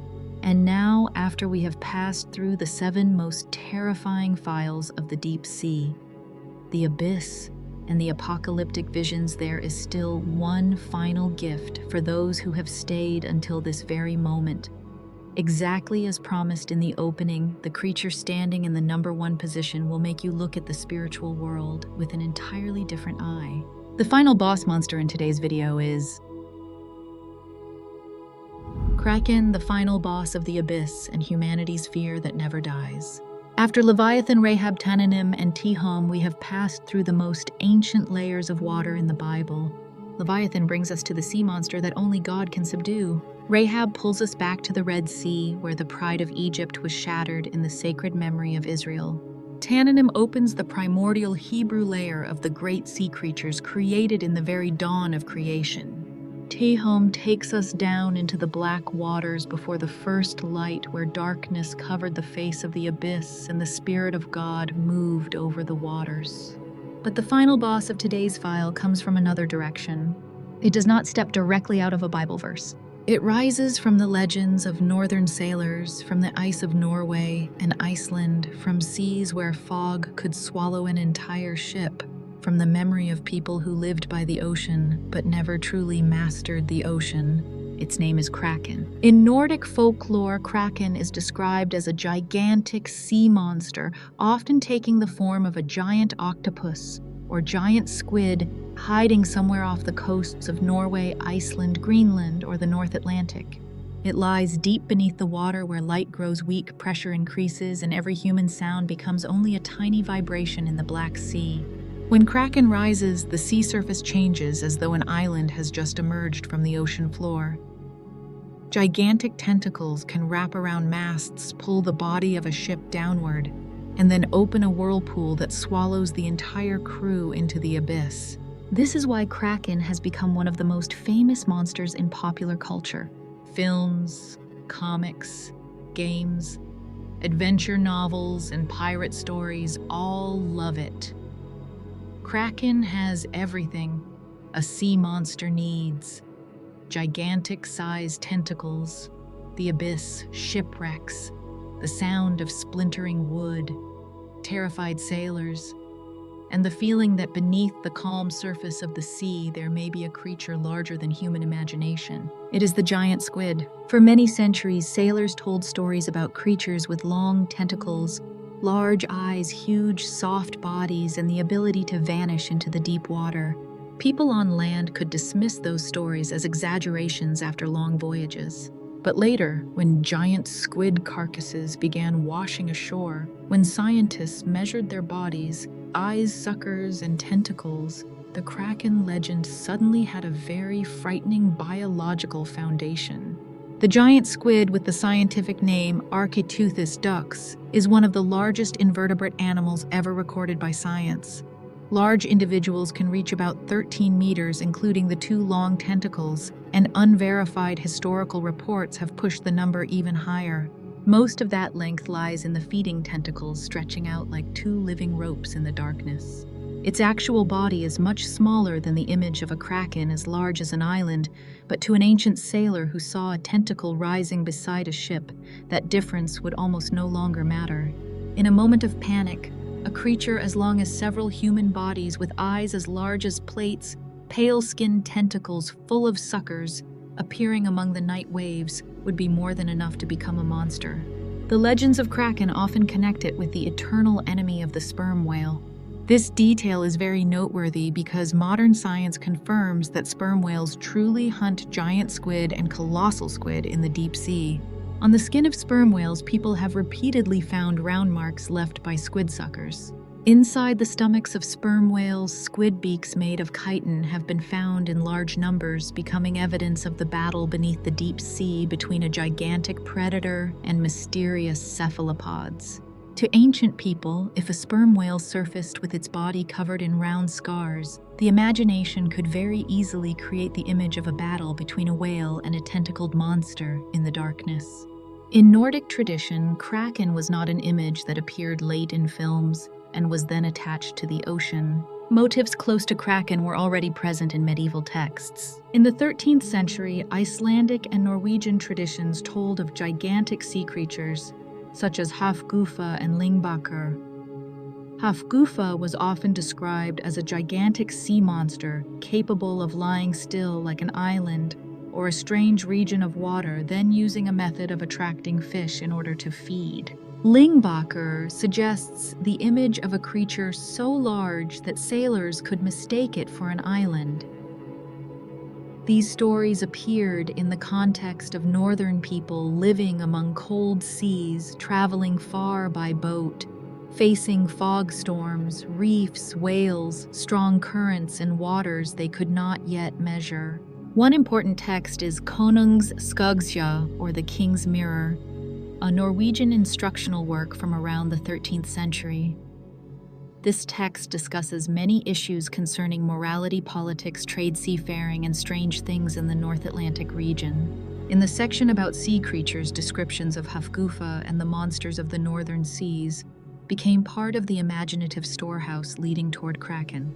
What is noteworthy is that these texts were not only telling stories to frighten people, they reflected medieval maritime knowledge where real experience, real observation, real rumor, and mythological imagination flowed together in one oral tradition. By the 17th century, the name Kraken began to appear more clearly in Nordic records. Some sources mention Christian Jensen, who included the name Kraken in a Norwegian vocabulary list in 1646. By the 18th century, the descriptions became richer. Hans Egede, the missionary and explorer associated with Greenland, mentioned folk stories about Kraken as a gigantic creature believed to be capable of covering the surface of the sea. Eric Pontoppidan, the Bishop of Bergen, continued describing Kraken in his work on the natural history of Norway in the middle of the 18th century. He recorded from fishermen's accounts that Kraken had a round, flat body, many arms or tentacles, and was so large that when it rose to the surface, it could be mistaken for an island. Pontoppidan also mentioned a detail that made this legend more frightening: Kraken could attract fish. According to the folk accounts he recorded, when Kraken fed it, could release some kind of substance or scent that attracted fish, causing them to gather densely around that area of water. Fishermen who saw an unusual abundance of fish could take it as a good sign, but also as a warning. If that area of water truly lay above the back or around the mouth of a gigantic monster, the fishing boat might be standing over a trap. When Kraken dove down, the whirlpool left behind could pull both ship and men down with it. By the time of Carl Linnaeus, Kraken had entered the strange borderland between folklore and science. Linnaeus, the Swedish naturalist, regarded as the father of the modern biological classification system, once included Kraken in the early edition of Systema Naturae in 1735 under the name Microcosmos Marinus. Later in Fauna Suecica in 1746, he still mentioned this creature within the realm of Nordic tradition, but Linnaeus himself had never seen Kraken with his own eyes. That detail shows that the 18th century was a very interesting period. Naturalists were trying to classify the world, but the world they received through sailors' stories was still full of darkness, monsters, drifting carcasses, and regions no one had surveyed. Pierre Denis de Montfort, a French researcher of the early 19th century, continued making the image of Kraken explode in the European imagination. He became famous for illustrations of gigantic octopuses attacking ships with tentacles wrapping around masts, the ship's body leaning over, and sailors being dragged into chaos. Those drawings were not scientific evidence in the modern sense, but they shaped the image of Kraken in popular culture, a gigantic cephalopod powerful enough to sink wooden ships, a creature the ocean hurled upward like a nightmare made of flesh. During the same period, science began collecting real evidence about giant squid species. Large squid carcasses washing ashore in Iceland, Newfoundland, Norway, and many other coasts gradually led researchers to realize that the deep sea truly contained mollusks reaching sizes far beyond what human beings were used to. In 1849, Japetus Steenstrup in Copenhagen introduced the giant squid into the scientific context, and the name Architeuthis was officially published in the 19th century. From this point onward, Kraken was no longer a story lying entirely within legend. Part of its shadow stepped into museums' dissection rooms, scientific papers, and the biological classification system. At the end of the 19th century, newspapers and natural history records documented many giant squid carcasses washing ashore in the North Atlantic region, especially around Newfoundland. Those bodies were sometimes many meters long, with extended tentacles, large eyes, and suckers large enough to make anyone shudder.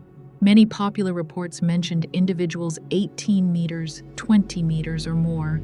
But modern science is generally more cautious because squid carcasses can be stretched, decayed, measured incorrectly, or retold through many layers of exaggeration. The most reliable giant squid specimens are still very large, but their size usually remains around the mark of nearly 13 meters for the largest firmly recorded individuals. In Norway, a giant squid specimen that washed ashore in Trondheim Fjord on October 2, 1954, is often mentioned in Kraken files. This specimen had a total length of about 9.24 meters and was relatively complete compared with many other drifting carcasses. Bodies like this help science do what legend cannot do. Measure the body, study the eyes, beak suckers, muscle structure, tissue, stomach, and their relationship with predators such as sperm whales. But the more it is studied, the more the giant squid keeps its ghostly nature. For a very long time, human beings mainly knew it through dead bodies, fragments of tentacles, beaks inside whale stomachs, or fishermen's stories. A real creature with a scientific name, with specimens in museums, yet almost never seen alive in its own world. This creates a paradox very similar to legend. Science knows it exists, but the ocean still keeps it in darkness. It was not until the year 2004 that the Japanese researchers Tsunemi Kubadera and Kyoichi Mori published the first images of a giant squid in its natural environment.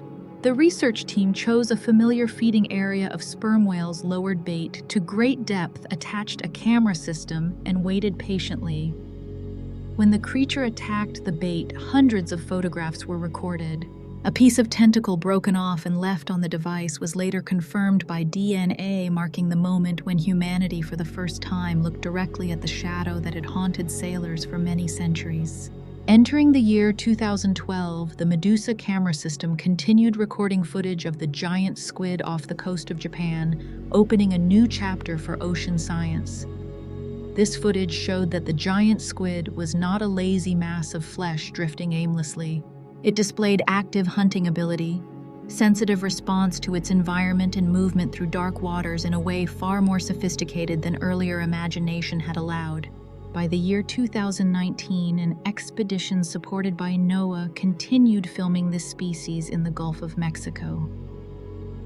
These images completely erase the distance between legend and science, affirming the powerful existence of the giant squid within the heart of the ocean. By the year 2013, the story of this creature's DNA suddenly revealed a shocking truth. Scientists analyzed mitochondrial genomes from 43 Architeuthis specimens collected across global oceans from Florida and South Africa to New Zealand. The result stunned the academic world. The level of genetic diversity was extremely low. To put it simply, all the giant squids scattered across the entire Earth actually belonged to one single species with an extremely broad range. This discovery made the Kraken legend frightening in a very scientific way. The monster, once limited to the imagination of sailors from Norway or Iceland, turned out to be a real empire surrounding every deep water region of the world's oceans.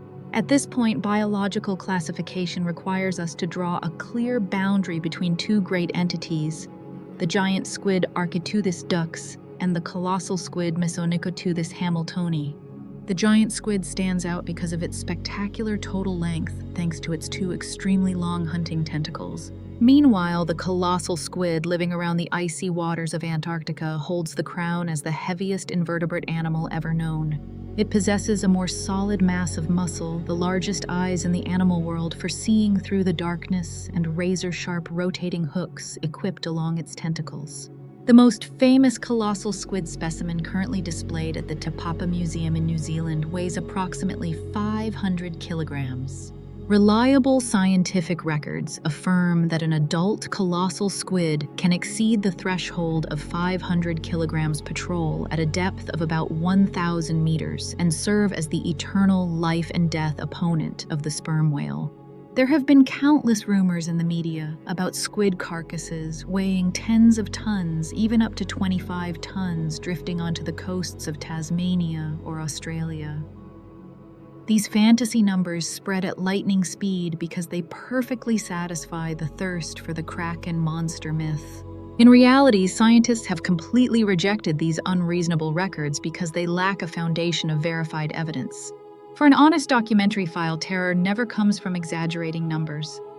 The real terror lies in one chilling truth: giant squid and colossal squid absolutely exist. They are truly gigantic, possess brutal predatory weapons, and are still quietly surviving right beneath our feet, hiding themselves in the darkest abysses of the planet. The journey of diving deep into the darkest trenches of the ocean and human history has officially come to an end. Together, we have faced the greatest and most terrifying entities ever sealed beneath the depths. We witnessed the presence of Tanninim, the primordial great sea monsters thrashing in the dawn of creation, becoming living testimony to the absolute power of the Most High. We saw the catastrophic collapse of Rahab, the arrogant dragon of the Red Sea, hacked into pieces, affirming one iron truth: every greatest tyranny on earth will ultimately shatter before the sword of God. We stripped bare the cruel nature of the beasts from the ocean in the visions of Daniel and Revelation, global political machines, stretching out their octopus-like tentacles to tighten their grip on humanity through the mark of compromise. We broke the silence of thousands of years to bring into the light the file on the daughters of the Nephilim, a hybrid bloodline carrying celestial DNA, the silent architects pulling the strings behind prehistoric empires. And we also came face to face with the physical ghosts of the modern world Kraken, along with truly gigantic invertebrate creatures still patrolling beneath thousands of meters of water. They are ironclad physical evidence confirming that legendary monsters are completely real and are still breathing right beneath humanity's feet. Standing at the highest point of the food chain ruling over that entire dark world is Leviathan, the great dragon of the Bible.